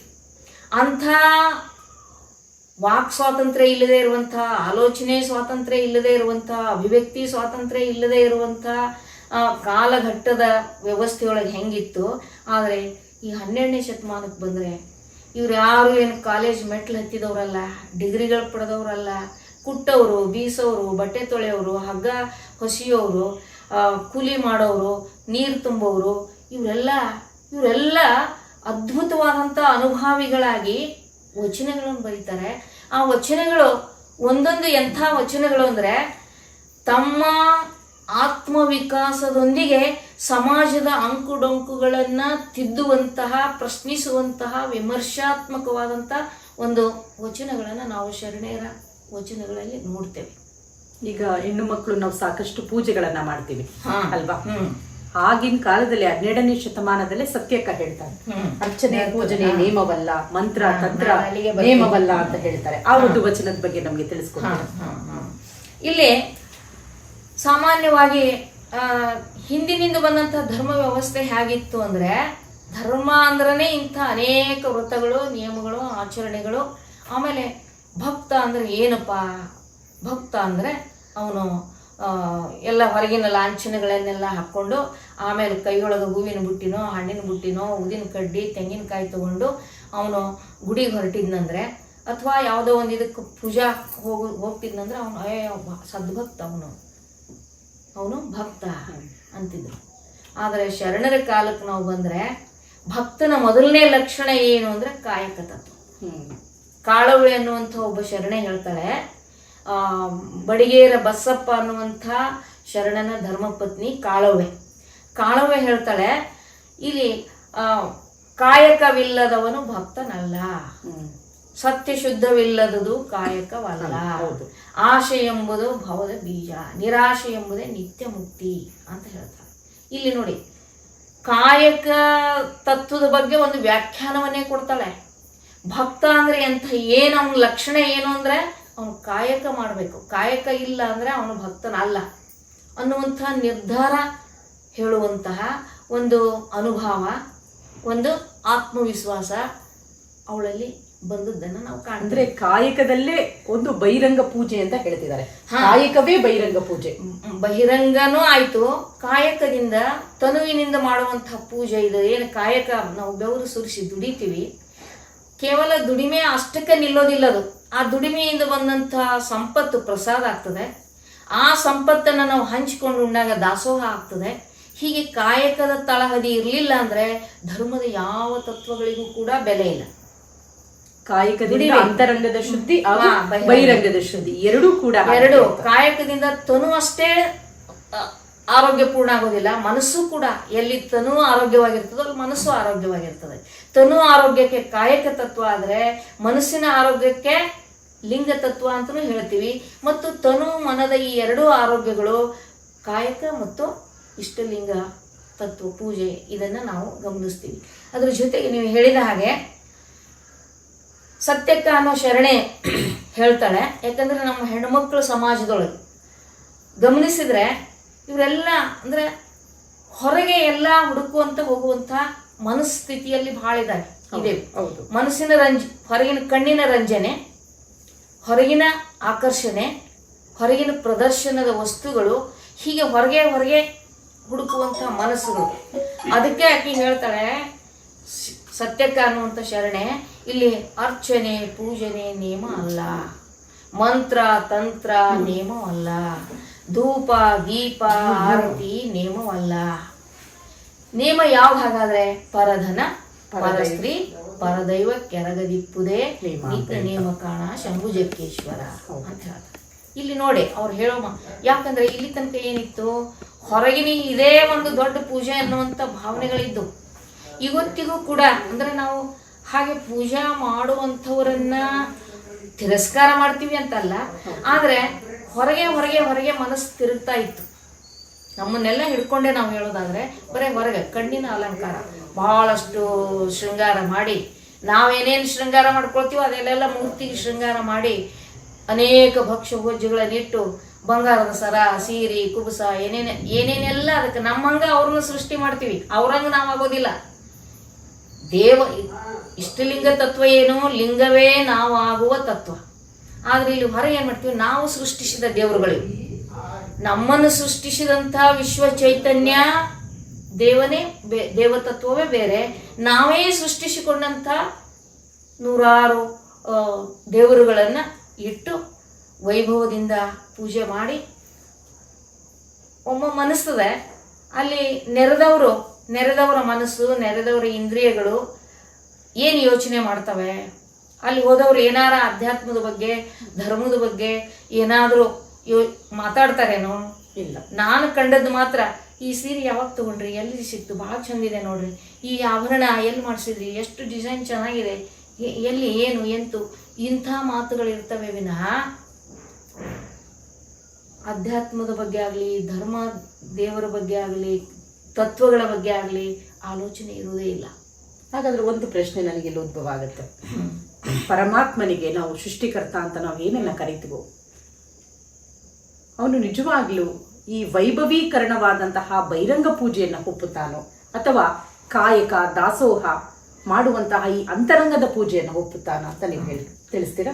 ನಾನು ಹೇಳೋದಲ್ಲ, ಶರಣರೇ ಹೇಳ್ತಾರೆ ಈ ವಿಶ್ವ ಚೈತನ್ಯವನ್ನ ಒಲಿಸಿಕೊಳ್ಳೋದು ಅದು ಏನೂ ಅಲ್ವೇ ಇಲ್ಲ. ಅದು ಆ ವಿಶ್ವ ಚೈತನ್ಯದ ಸ್ವರೂಪವೇ ನಾವಾಗಿದ್ದೀವಿ, ಆದ್ರೂ ಮರ್ತೀವಿ. ನಮ್ಮೊಳಗೆ ಆ ವಿಶ್ವ ಚೈತನ್ಯದ ಅಂಶವೇ ಇದೆ, ನಾವು ಆ ವಿಶ್ವ ಚೈತನ್ಯ ಸ್ವರೂಪಿಗಳೇ. ಆದ್ರೆ ಅದನ್ನ ತಿಳ್ಕೊಳ್ಳಾರ್ದೆ ಮರೆತು ಎಲ್ಲೋ ದೇವ್ರಿದಾನೆ ಅಂತ ತಿಳ್ಕೊಂಡು ಆ ದೇವ್ರನ್ನ ಒಲಿಸೋದಕ್ಕೆ ಇಷ್ಟು ಜಪ ಮಾಡಬೇಕು, ಇಷ್ಟು ತಪ ಮಾಡಬೇಕು, ಇಷ್ಟು ಪತ್ರಿ ಏರಿಸ್ಬೇಕು, ಇಷ್ಟು ಕೂಡ ಅಭಿಷೇಕ ಹಾಕ್ಬೇಕು, ಇಷ್ಟು ತುಪ್ಪದ ಆರತಿ ಮಾಡಬೇಕು, ಈ ಇದನ್ನ ಇವೆಲ್ಲ ನಾವು ಅವನು ಒಲಿಸ್ಲಿಕ್ಕೆ ಇವೆಲ್ಲ ಬೇಕು ಅಂತ ಭ್ರಮೆಗೊಳಗಾಗಿವಿ, ಕಲ್ಪಿಸ್ಕೊಂಡಿವಿ ಅಷ್ಟೇ. ಆದ್ರೆ ಅದನ್ನೇ ಇಲ್ಲಿ ಆ ಸತ್ಯಕ್ಕೆ ಹೇಳ್ತಾಳೆ, ಅರ್ಚನೆ ಪೂಜನೆ ಇವ್ಯಾವು ನೇಮ ಅಲ್ಲ. ನೇಮ ಹಾಕೊಂಡ್ವಿ ಅಂದ್ರೆ ನಮ್ ಆಲೋಚನೆ ಎಲ್ಲ ನೇಮದ ಕಡೆನೆ ಇರ್ತದೆ. ಈಗ ನಮ್ಮ ಹೆಣ್ಮಕ್ಳಿಗೆ ಒಂದು ಭಯ ಇದೆ, ಯಾವುದಾದ್ರೂ ವ್ರತ ಅಥವಾ ಪೂಜೆಗಳು ಇದನ್ನ ಮಾಡದೆ ಹೋದ್ರೆ ನಮ್ಮ ಕುಟುಂಬಕ್ಕೆ ಏನಾದ್ರೂ ಕೆಟ್ಟದಾಗುತ್ತೇನೋ, ನಾವು ಇದನ್ನ ಬಿಟ್ಟು ಬಿಟ್ರೆ ಅಂತ ಅವರಿಗೆ ನೀವು ಏನು ಕಿವಿ ಮಾತನ್ನ ಹೇಳ್ತೀರಿ? ಅಂಥವ್ರಿಗೆ ಕಿವಿ ಮಾತು ಅಂದ್ರೆ ಶರಣರೇ ಹೇಳ್ತಾರೆ, ಬಸವಣ್ಣವರೇ ಹೇಳ್ತಾರೆ, ಈ ಬಸವ ತತ್ವವೇ ಈ ತತ್ವಗಳನ್ನ ಅರಿತುಕೊಂಡು ನಾವು ಬದುಕಲಿಕ್ಕೆ ಶುರು ಮಾಡಿದ್ವಿ ಅಂದ್ರೆ ನಮ್ಮ ಮನಸ್ಸು ದುರ್ಬಲ ಇದ್ದ ಮನಸ್ಸು ಸಬಲ ಆಗ್ತಾ ಹೋಗ್ತದೆ. ಇದೇ ಶರಣರು ಕೊಟ್ಟಂತ ಒಂದು ತರಬೇತಿ ಪಾಠ. ನಮ್ಗೇನ್ ಕೊಟ್ರು ಅಂದ್ರೆ ನಮ್ಮ ದುರ್ಬಲ ಮನಸ್ಸು ಸಬಲ ಆಗುವಂತ ಒಂದು ವ್ಯವಸ್ಥೆ ಕೊಡ್ತಾರೆ. ಎಲ್ಲಿ ಅದೆಲ್ಲ ಭಯ ಆಗುತ್ತೆ ಅಂದ್ರೆ ದುರ್ಬಲ ಮನಸ್ಸುಗಳಿಗೆ ಮಾತ್ರ ಭಯ. ಎಲ್ಲಿ ಏನಾಗುತ್ತೋ ಅಲ್ಲಿ ಎಲ್ಲಿ ನಾನು ಸರಿಯಾದ ಮಾರ್ಗದೊಳಗೆ ನಡೆದಿದ್ದೀನಿ, ನನಗೆ ಏನೋ ಆಗಕ್ಕೆ ಸಾಧ್ಯನೇ ಇಲ್ಲ ಅನ್ನುವಂಥ ಮನಸ್ಸು ಸದೃಢ ಆಯ್ತು ಅಂದ್ರೆ ಅದಕ್ಕೆ ಅಂತಾರೆ ಮನಸ್ಸಿಗೆ ತರಬೇತಿ ಕೊಡುವಂಥದ್ದು. ಮನಸ್ಸು ಈ ವಿಶ್ವವೆಲ್ಲ ನಡೆಸ್ತಾ ಇರುವಂಥ ಒಂದು ವಿಶ್ವ ಚೈತನ್ಯ, ಅದು ಸಕಲ ಜೀವರಾಶಿಗಳಿಗೂ ಕೂಡ ಸಮಾನವಾಗಿದೆ. ಅಂಥ ತತ್ವ, ಅಂಥ ಇದನ್ನ ನನ್ನೊಳಗೂ ಇದೆ, ನನ್ನ ಹಾಗೆ ಉಳಿದೆಲ್ಲ ಜೀವರಾಶಿಗಳಲ್ಲಿಯೂ ಕೂಡ ಆ ವಿಶ್ವ ಚೈತನ್ಯ ಇದೆ. ಅಂದಮೇಲೆ ಆ ವಿಶ್ವ ಚೈತನ್ಯ ಸ್ವರೂಪಿಗಳಾದ ಸಕಲ ಜೀವಿಗಳೂ ಕೂಡ ಶಿವಸ್ವರೂಪಿಗಳೇ ಅಂತ ನಮ್ಮಲ್ಲಿ ಭಾವನೆ ಬಂತು ಅಂದ್ರೆ ಆವಾಗ ನಮ್ಮ ಮನಸ್ಸು ಸಬಲ ಆಗ್ತದೆ. ಇನ್ನೊಂದು ಮಾತು, ಇದಕ್ಕೆ ಇನ್ನೊಂದು ಪೂರಕವಾಗಿ ಮಾತು ಅಂದ್ರೆ ಇಷ್ಟಲಿಂಗ ತತ್ವ ಏನಿದೆಯಲ್ಲ, ಈ ಇಷ್ಟಲಿಂಗ ಪೂಜೆ ಮಾಡುವವರು ಯಾವ ದೇವಾನುದೇವತೆಗಳನ್ನು ಕೂಡ ಬಿಟ್ಟಿಲ್ಲ ಅಂದ್ರೆ ಹೆಂಗೆ? ವಿಶ್ವವನ್ನೇ ಒಳಗೊಂಡಿದೆ. ವಿಶ್ವ ಚೈತನ್ಯ, ವಿಶ್ವವನ್ನೇ ಒಳಗೊಂಡಂತ ಚೈತನ್ಯ. ನಾವು ಹೇಳ್ತೀವಲ್ಲ, ಲಿಂಗ ಮಧ್ಯೆ ಜಗತ್ ಸರ್ವಂ ಅಂತ ಹೇಳ್ತೀವಿ. ಲಿಂಗ ಅಂದ್ರೆ ಚೈತನ್ಯ, ಎಲ್ಲವೂ ಅಡಗಿದೆ. ಈ ವಿಶ್ವದ ಆಕಾರದಲ್ಲಿ ಲಿಂಗ ತತ್ವ ಇರೋದನ್ನ ವಿಶ್ವದೊಳಗೆ ಎಲ್ಲಾ ಚೈತನ್ಯವು ಎಲ್ಲವೂ ಅಡಗಿದೆ. ಈ ವಿಶ್ವ ಚೈತನ್ಯವನ್ನೇ ನಾವು ಪೂಜಿಸ್ತಾ ಇರೋದ್ರಿಂದ ನಾವು ಯಾವುದನ್ನು ಕೂಡ ತಿರಸ್ಕಾರ ಮಾಡಿಲ್ಲ ಅಥವಾ ಅವಮಾನ ಮಾಡಿಲ್ಲ, ಬಿಟ್ಟಿಲ್ಲ. ಅದಕ್ಕಿಲ್ಲಿ ಏನ್ ಹೇಳ್ತಾರೆ ಅಂದ್ರೆ ಇಷ್ಟಲಿಂಗವನ್ನು ಪೂಜೆ ಮಾಡುವ ನಾವು ವಿಶ್ವವನ್ನೇ ಪೂಜಿಸ್ತೀವಿ. ವಿಶ್ವ ಪೂಜಕರು ನಾವು, ವಿಶ್ವ ಕುಟುಂಬಿಗಳು ನಾವು, ವಿಶ್ವ ಪ್ರೇಮಿಗಳು ನಾವು,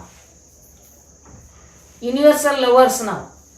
ಅಂದ್ರೆ ಇಡೀ ವಿಶ್ವವನ್ನೇ ನಾವು ಪ್ರೀತಿಸ್ತೀವಿ. ಯಾಕಂದ್ರೆ ಇಡೀ ವಿಶ್ವದ ಜೀವಿಗಳಲ್ಲೆಲ್ಲ ಪರಮಾತ್ಮ ಚೈತನ್ಯ ಇರೋದ್ರಿಂದ ಆ ಪರಮಾತ್ಮ ಚೈತನ್ಯವನ್ನೇ ನಾವು ನೋಡುವ ನಮ್ಮ ಕಣ್ಣುಗಳು ಆ ಚೈತನ್ಯವನ್ನೇ ನೋಡಬೇಕು. ಆವಾಗ ಇವೆಲ್ಲ ಕೇವಲ ನಾವು ಮಾತನಾಡೋದಕ್ಕೆ ಎಷ್ಟು ಸುಲಭ ಇದೆಯೋ ಅಷ್ಟು ಸುಲಭ ಇಲ್ಲ. ನಾವು ದಿನ ಮನಸ್ಸು ಮತ್ ಆ ಕಡೆ ಎಳೆದಾಗ ಈ ಕಡೆ ಎಳ್ಕೋಬೇಕು, ಮತ್ ಆ ಕಡೆ ಎಳೆದಾಗ ಈ ಕಡೆ ಅದಕ್ಕೆ ತರಬೇತಿ ಕೊಡಬೇಕು. ಅವಾಗ ಮನಸ್ಸು ಚಂಚಲವಾಗಬಾರದು, ಸಬಲ ಆಗ್ತದೆ ಅವಾಗ ಮನಸ್ಸು. ಅಂಥ ಮಾನಸಿಕ ಸಬಲತನ, ಮನಸ್ಸನ್ನ ಸಬಲಗೊಳಿಸುವಂತ ಒಂದು ವ್ಯವಸ್ಥೆ ಬಸವಾದಿಶಂದ್ರ ತಂದುಕೊಟ್ರು, ಈ ಇಷ್ಟಲಿಂಗದ ವ್ಯವಸ್ಥೆ. ಅವಾಗ ಯಾವಾಗ ಅಕ್ಕಮಾದೇವಿ ಹೇಳ್ತಾಳೆ ನೋಡಿ, ಗುರು ಕೊಟ್ಟ ಇಷ್ಟಲಿಂಗ ಕರಸ್ಥಲದಲ್ಲಿರುವಾಗ ಇಲ್ಲೇ ಸಕಲ ತೀರ್ಥಕ್ಷೇತ್ರಗಳು ಇಪ್ಪವೆಂದು ಭಾವಿಸಿ ಇಲ್ಲೇ ಪೂಜಿಸಿ ತೃಪ್ತರ ಅಪ್ಪುದಯ್ಯ ಅಂತ ಹೇಳ್ತಾಳೆ. ಅಂದಾಗ ಇಲ್ಲಿ ನಂಬಿಕೆ ನಿಷ್ಠೆ ಇಟ್ಟು ಮತ್ತು ಇನ್ನು ಕೆಲವು ಬಹಳಷ್ಟು ಅಂತ ಇದು ಅದಾವ. ಇಷ್ಟೆಲ್ಲ ಕೊಟ್ಟರು ಕೂಡ ಕೆಲವ್ರು ಏನ್ ಮಾಡಿದ್ರು, ಇಷ್ಟಲಿಂಗಕ್ಕನೆ ಅಭಿಷೇಕ ಮಾಡೋದು, ರುದ್ರಾಭಿಷೇಕ ಮಾಡೋದು, ಹಾಲು ಮೊಸರು ತುಪ್ಪ ಹಾಕೋದು, ಇನ್ನೇನೇನೋ ಎಲ್ಲ. ಯಾವುದು ನಮಗೆ ಸಹಜವಾಗಿ ಸುಲಭವಾಗಿ ನಮ್ಮ ಕಾಯಕದ ಪರಿಶ್ರಮಕ್ಕೆ ಸಿಗ್ತದೋ ಅದನ್ನ ನಾವು ಅರ್ಪಿಸಬಹುದು, ಪ್ರಕೃತಿಯಲ್ಲಿ ಸಿಗೋದನ್ನ. ಆಮೇಲೆ ಇನ್ನೊಂದು, ಇವೆಲ್ಲ ಅರ್ಪಿಸೋದ್ರ ಉದ್ದೇಶ ಏನು ಅಂದ್ರೆ ಅದ್ರ ಹಿಂದೆ ಒಂದು ತತ್ವ ಇದೆ. ಈಗ ಅಕ್ಕ ಮಹಾದೇವಿ ಹೇಳ್ತಾಳೆ ನೋಡ್ರಿ, ತನು ಕರಗದವರಲ್ಲಿ ಮಜ್ಜನವನೊಲ್ಲೆಯ ನೀನು, ಮನ ಕರಗದವರಲ್ಲಿ ಪುಷ್ಪವನೊಲ್ಲೆಯ ನೀನು, ಹದುಳಿಗರಲ್ಲದವರಲ್ಲಿ ಗಂಧಾಕ್ಷತೆಯನೊಲ್ಲೆಯ ನೀನು, ಭಾವಶುದ್ಧವಿಲ್ಲದವರಲ್ಲಿ ಧೂಪವನೊಲ್ಲೆಯ ನೀನು, ಅರಿವು ಕಣ್ದೆರೆಯದವರಲ್ಲಿ ಆರತಿಯನೊಲ್ಲೆಯ ನೀನು, ಪರಿಣಾಮಿಗಳಲ್ಲದವರಲ್ಲಿ ಪ್ರಸಾದವನೊಲ್ಲೆಯ ನೀನು, ತ್ರಿಕರಣ ಶುದ್ಧವಿಲ್ಲದವರಲ್ಲಿ ತಾಂಬೂಲವನೊಲ್ಲೆಯ ನೀನು, ಹೃದಯ ಕಮಲ ಶುದ್ಧವಿಲ್ಲದವರಲ್ಲಿ ಇರಲೊಲ್ಲೆಯ ನೀನು, ಎನ್ನಲ್ಲಿ ಏನುಂಟೆಂದು ಎನ್ನ ಕರಸ್ಥಲವ ನಿಂಬುಗೊಂಡು ಹೇಳ ಅಂತ ಚನ್ನಮಲ್ಲಿಕಾರ್ಜುನ. ಇವೆಲ್ಲ ಈ ವಿಚಾರಗಳು ಏನ್ ಬರ್ತಾವಲ್ಲ, ಇದು ನಮ್ಮ ತನು ಮನ ಭಾವ ಇವೆಲ್ಲ ಪರಿವರ್ತನೆಯಾಗಿ ಅವು ಪರಿಶುದ್ಧ ಆಗೋದ್ರ ಸಂಕೇತ ಇವೆಲ್ಲ ಹೊರಗಿನ ವಸ್ತುಗಳು. ಆದ್ರೆ ನಾವು ಸಾಯೋ ತನಕ ಬರೀ ಅದನ್ನ ಅರ್ಪಿಸೋದ್ರೊಳಗನೆ ಆ ವಿಷಯ ಕಳ್ಕೊಂಡ್ಬಿಟ್ರೆ, ಅರ್ಪಿಸೋದು ಮಾತ್ರ ಅಲ್ಲ, ಅಷ್ಟೇ ಅಲ್ಲ, ಅದು ಇಲ್ಲದೆ ಇದ್ರೆ ಏನೋ ಅಪರಾಧ ಮಾಡಿವಿ, ಏನೋ ತಪ್ಪು ಹೋಯ್ತು, ಏನೋ ಇವತ್ತಿದು ಇಲ್ಲ ಅನ್ನುವಂತ ಭಾವನೆಗೆ ಏನ್ ಮಾಡ್ತಿದ್ದಾರೆ ಅಂದ್ರೆ ಜನರು ಈಗ ಪರಮಾತ್ಮನ ಬಗ್ಗೆ ಅಥವಾ ನಾವು ಏನು ದೇವರು ಸೃಷ್ಟಿಕರ್ತ ಅಂತ ಕರಿತೀವೋ ಅವನ ಬಗ್ಗೆ ಭಯವನ್ನ ಅವರು ಬೆಳೆಸ್ಕೊಳ್ತಾ ಇದ್ದಾರೆ ಹೊರತು ಭಕ್ತಿಯನ್ನ ಅಥವಾ ಪ್ರೀತಿಯನ್ನ ಬೆಳೆಸ್ಕೊಳ್ತಾ ಇಲ್ಲ. ಯಾರು ಇಷ್ಟಲಿಂಗ ಪೂಜೆಯನ್ನ ಮಾಡ್ಕೊಳ್ತಾ ಬರ್ತಾರೋ ಅವರಿಗೆ ಭಕ್ತಿ ಪ್ರೀತಿ ಎರಡು ಹೆಚ್ಚಾಗಿ ಈ ಭಯ ಅನ್ನೋ ಪದವೇ ಅವರ ಡಿಕ್ಷನರಿಯಿಂದ ಹೊರಟು ಹೋಗುತ್ತೆ ಅಲ್ವಾ? ಅಂದ್ರೆ ನಾವು ದೇವರನ್ನ ಪ್ರೀತಿಸ್ಬೇಕು, ಭಕ್ತಿಯಿಂದ ಅವನನ್ನ ಪೂಜಿಸ್ಬೇಕೇ ಹೊರತು ಭಯದಿಂದ ಅವನನ್ನ ಯಾವತ್ತೂ ಪೂಜಿಸಬಾರ್ದು. ಆ ಭಯದಿಂದ ಪೂಜೆ ಮಾಡಿದಾಗ ಆ ಪರಮಾತ್ಮ ನಮ್ಗೆ ಒಲಿಯೋದು ಕೂಡ ಇಲ್ಲ. ಮತ್ತೆ ಅದು ಭಯದ ಆಧಾರದ ಮೇಲೆ ಪೂಜೆ ಏನ್ ಮೊದ್ಲಿಂದ ಬಂತಲ್ಲ, ಮೊದ್ಲಿನಿಂದ ಬಂದಂತಹ ಒಂದು ಭಕ್ತಿಯ ವ್ಯವಸ್ಥೆ, ಅಲ್ಲಿ ಭಯ ಅಂದ್ರೆ ಯಾವ್ದು ಏನಾಗ್ತದೋ ಅನ್ನುವಂಥ ಭಯದಿಂದಲೇನೆ ಅನೇಕ ಪೂಜೆಗಳನ್ನ ನಾವು ನೋಡಿದ್ರೆ ಅದೇ ಅರ್ಥದೊಳಗನೆ ಪ್ರಯೋಗದಲ್ಲಿ ಅದಾವ. ಹಾವು, ಈಗ ಮನೆ ಪಂಚಮಿಗೆ ಹಾಲು ಎರೆದಿಲ್ಲ, ಹಾವು ನಮ್ಮನ್ನು ಕಡಿದ್ರೆ ನಾವು ಸಾಯ್ತೀವಿ, ವಿಷ ಅದನ್ನ ನಮ್ ಕಡಿದೇ ಇರಲಿ ಅನ್ನುವಂಥ ಭಯದ ಇದರಿಂದ ಅದಕ್ಕೆ ಏನೆಲ್ಲ ಅರ್ಪಿಸ್ಲಿಕ್ಕೆ ಹೋದ್ರು. ಹಾವಿನ ಆಹಾರ ಹಾಲಲ್ಲ. ಹೌದು, ಹಾವಿನ ಆಹಾರ ಹಾಲಲ್ಲ. ಒಂದ್ ವೇಳೆ ಅದ್ರ ಆಹಾರ ಹಾಲಾಗಿದ್ರೆ ಹಾವಿಗೆ ಅದ್ರ ಮರಿಗಳು ಹುಟ್ಟಿದ ಕೂಡಲೇ ತಾಯಿ ಹಾಲು ಕುಡಿಬೇಕಾಗಿತ್ತದು. ಹೌದು, ಅದು ತಾಯಿ ಹಾಲು ಕುಡಿಯೋದಿಲ್ಲ ಅಲ್ಲ, ಹಾವು ಮಾಂಸಾಹಾರಿ, ಅದು ಸಸ್ತನಿ, ಇದು ಅಲ್ಲದು. ಹೀಗಾಗಿ ಅದು ಅದರದ ಅಲ್ಲದೇ ಇರುವಂತ ಆಹಾರ, ಅದು ಅದರದೇ ಆಹಾರ ಅನ್ನುವಂಗ ಇವರು ಅದ್ರ ಮೇಲೆ ಹಾಲು ಎರಿಲಿಕ್ಕೆ ಹೋಗ್ತಾರೆ, ನಾಗವಂತಗಳನ್ನು ಹುಡ್ಕೊಂತ ಹೋಗ್ತಾರೆ. ಆ ಹಾಲು ಇದೆಲ್ಲ ಎಷ್ಟೋ ಟಿವಿ ಒಳಗೂ ಕೂಡ ಯಾವ್ಯಾವ ಇದು ಬಂದಾವ ಸಂದರ್ಭದೊಳಗೆ. ಅದ್ರ ಹಾಲು ಹಾಕೋದ್ರಿಂದ ಆ ಹುತ್ತದ ಮಣ್ಣೆಲ್ಲ ಕರಗಿ ಅದ್ರ ಮೂಗು ಕಿವಿಯೊಳಗೆಲ್ಲ ಹೋಗಿ ಅದು ಹಾವು ಸತ್ತು ಹೋಗ್ತವೆ. ದಯವಿಟ್ಟು ಹಂಗ ಹಾಲು ಎರಿಬೇಡ್ರಿ ಅಂತ ಟಿವಿ ಒಳಗೂ ಸಹಿತ ತೋರಿಸಿದ್ರು. ಬಂಧುಗಳೇ, ನಮ್ಮ ವಚನಗಳ ಮೂಲಕ ಶರಣರು ಅಥವಾ ಶರಣೆಯರು ನಮಗೆ ತಿಳಿಸಲು ಅವರು ಯೋಚನೆ ಮಾಡಿದ್ದು ವೈಜ್ಞಾನಿಕ ಹಿನ್ನೆಲೆಯಲ್ಲಿ ವೈಜ್ಞಾನಿಕ ಒಂದು ಕೌಶಲವನ್ನ ನಾವಿಲ್ಲಿ ಬೆಳೆಸ್ಕೊಳ್ತಾ ಬಂದ್ವಿ ನಾವು. ಯಾಕಂದ್ರೆ ಯಾರು ಈಗ ಹಾವಿಗೆ ಹಾಲನ್ನ ಎರಿತಿದ್ರು ನಾಗಪಂಚಮಿ ದಿವಸ, ಅದರ ಬದಲು ಒಬ್ಬ ಬಡವ ಅಥವಾ ಒಬ್ಬ ಯಾರಿಗೆ ತುಂಬಾ ನಿಶಕ್ತನಾಗಿದ್ದಾನೋ ಅಂತವನಿಗೆ ಒಂದು ಲೋಟ ಹಾಲನ್ನ ಕೊಟ್ಟಾಗ ಏನಾಗುತ್ತೆ ಅಂದ್ರೆ ಅವನ ಹಸಿವನ್ನ ನೀಗಿಸುತ್ತೆ, ಅವನ ಬಾಯಾರಿಕೆಯನ್ನ ನೀಗಿಸುತ್ತೆ. ಅಂತಹ ಒಂದು ಕೆಲಸವನ್ನ ಮಾಡಿ ಅಂತ ನಮ್ಮ ಶರಣೆಯರು ನಮ್ಮ ವಚನದ ಮೂಲಕ ಹೇಳ್ತಾರೆ. ಆ ಒಂದು ವಚನ ಇದೆಯಲ್ಲ, ತಿಳಿಸ್ತೀರಾ? ಕಲ್ಲ ನಾಗರು ಕಂಡರೆ ಹಾಲ ನೆರೆಯೆಂಬರು, ದಿಟದ ನಾಗರು ಕಂಡರೆ ಕೊಲ್ಲೆಂಬರಯ್ಯ, ಉಂಬ ಜಂಗಮ ಬಂದರೆ ಮುಂದೆ ನಡೆಯೆಂಬರು, ಉಣ್ಣದ ಲಿಂಗಕ್ಕೆ ಬೋನವ ಹಿಡಿಯೆಂಬರಯ್ಯ ಅಂತ ಹೇಳಿ ಇದು ಬಸವಣ್ಣವರು ವಚನ. ಇಲ್ಲಿ ಉಣ್ಣುವ ಜನರಿಗೆ ಯಾವುದು ಉಂಡು ತೃಪ್ತಿ ಆಗ್ತದೆ ಅಂಥದಕ್ಕೆ ಅರ್ಪಣ. ಅದೇ ಜಂಗಮ ದಾಸೋಹ. ಜಂಗಮ ಅಂದ್ರೆ ಚೇತನ, ಜಂಗಮ ಅಂದ್ರೆ ಹಸಿವು, ಜಂಗಮ ಅಂದ್ರೆ ಸಮಾಜ, ಜಂಗಮ ಅಂದ್ರೆ ನಿರಾಭಾರಿ, ಯಾವುದೇ ತಮ್ಮ ಬಂಧು ಬಳಗ ರಕ್ತ ಸಂಬಂಧ ಇಲ್ಲದೆ ತತ್ವಕ್ಕಾಗಿ ಜೀವನ ಮುಡುಪಾಗಿಟ್ಟಂಥವ್ರು, ಸಮಾಜಕ್ಕಾಗಿ ದುಡಿಯುವಂಥ ಜ್ಞಾನಿಗಳು, ಅನುಭವಿಗಳು, ಅಂಥವ್ರಿಗೆ ಕೊಡೋದೇನಿದೆಯಲ್ಲ ಅದು ನಿಜವಾದ ಸೇವೆ, ಅದು ದಾಸೋಹ. ಅದನ್ನೇ ಇತ್ತೀಚೆಗೆ ನಮ್ಮ ಈ ಭಾಗದಲ್ಲಿ ಏನಿದೆ ಗೊತ್ತಿಲ್ಲ, ಆ ಕಡೆ ಇಳಕಲ್ದಲ್ಲಿ ಏನು ಮಠ ಇದೆ, ಮಹಾನ್ ತಪ್ಪುಗಳು ಅಂತ ಆಗಿ ಹೋದ್ರು ಹಿಂದಿನವರು. ಈಗ ಗುರುಮಾನ್ ತಪ್ಪುಗಳಿದ್ದಾರೆ. ಅವರು ದೊಡ್ಡವರು ಇದ್ದಾಗ್ಲೇನೆ ಹಾಲು ಕುಡಿಯುವ ಹಬ್ಬ ಅಂತ ಬದಲು ಮಾಡಿಬಿಟ್ರು. ಇವತ್ತಲ್ಲಿ ಮಠದೊಳಗೆ ಆ ಹಬ್ಬದ ದಿನ ಎಲ್ಲ ಹೆಣ್ಮಕ್ಳು ಅಕ್ಕನ ಬಳಗದವ್ರು ಎಲ್ಲರೂ ತಮ್ಮ ಮನೆಯಿಂದ ತಮ್ಗೆ ಎಷ್ಟಾಗುತ್ತೆ ಅಷ್ಟು, ಇಷ್ಟೇ ಅಂತಲ್ಲ, ಅವ್ರು ಹಾಲು ಎಲ್ಲ ಕಾಸ್ಕೊಂಡು ಬರ್ತಾರೆ. ನಮ್ದು ಆಮೇಲೆ ಶಾಲೆಗಳಿಗೆ, ಆಸ್ಪತ್ರೆಗಳಿಗೆ, ಅನಾಥ ಆಶ್ರಮಗಳಿಗೆ ಹೋಗಿ ಅವ್ರನ್ನೆಲ್ಲ ಮಕ್ಕಳಿಗೆಲ್ಲ ಹಾಲು ಕುಡಿಸಿ ತಾವು ಹಾಲು ಕುಡಿದು ಬರ್ತಾರೆ. ಇವತ್ತು ಒಂದು ಉದಾಹರಣೆ, ನಮ್ಮ ಮನೆಯಲ್ಲೇ ನಾವು ಹೇಗೆ ಹಬ್ಬ ಮಾಡ್ತೀವಿ ಅಂದರೆ, ನಾವು ಅವತ್ತು ಯಾರು ಬರ್ತಾರೆ ನಮ್ಮ ಮನೆಗೆ ಅವತ್ತು ಅವರಿಗೆಲ್ಲ ಹಾಲು ಕುಡಿಸೋದು. ಆಮೇಲೆ ಇನ್ನೂ ಹಳ್ಳಿ ಒಳಗೆ ಸ್ವಲ್ಪ ಅವರು ಇವರು ಬರೋದು ಮಾಡೋದು ಇದು ಇರ್ತದೆ. ಪಟ್ಟಣದೊಳಗೆ ಯಾರ ಮನೆಗೆ ಯಾರು ಹೆಚ್ಚು ಹೋಗೋದು ಇಲ್ಲ, ಕಡಿಮೆ. ಮೊದಲೇ ಭಿಕ್ಷುಕ ಮಕ್ಕಳು ಬರ್ತಿದ್ವು, ಈಗ ಭಿಕ್ಷುಕ ಮಕ್ಕಳು ಕೂಡ ಕಡಿಮೆ ಆಗ್ಯಾವ, ಬರೋದಿಲ್ಲ.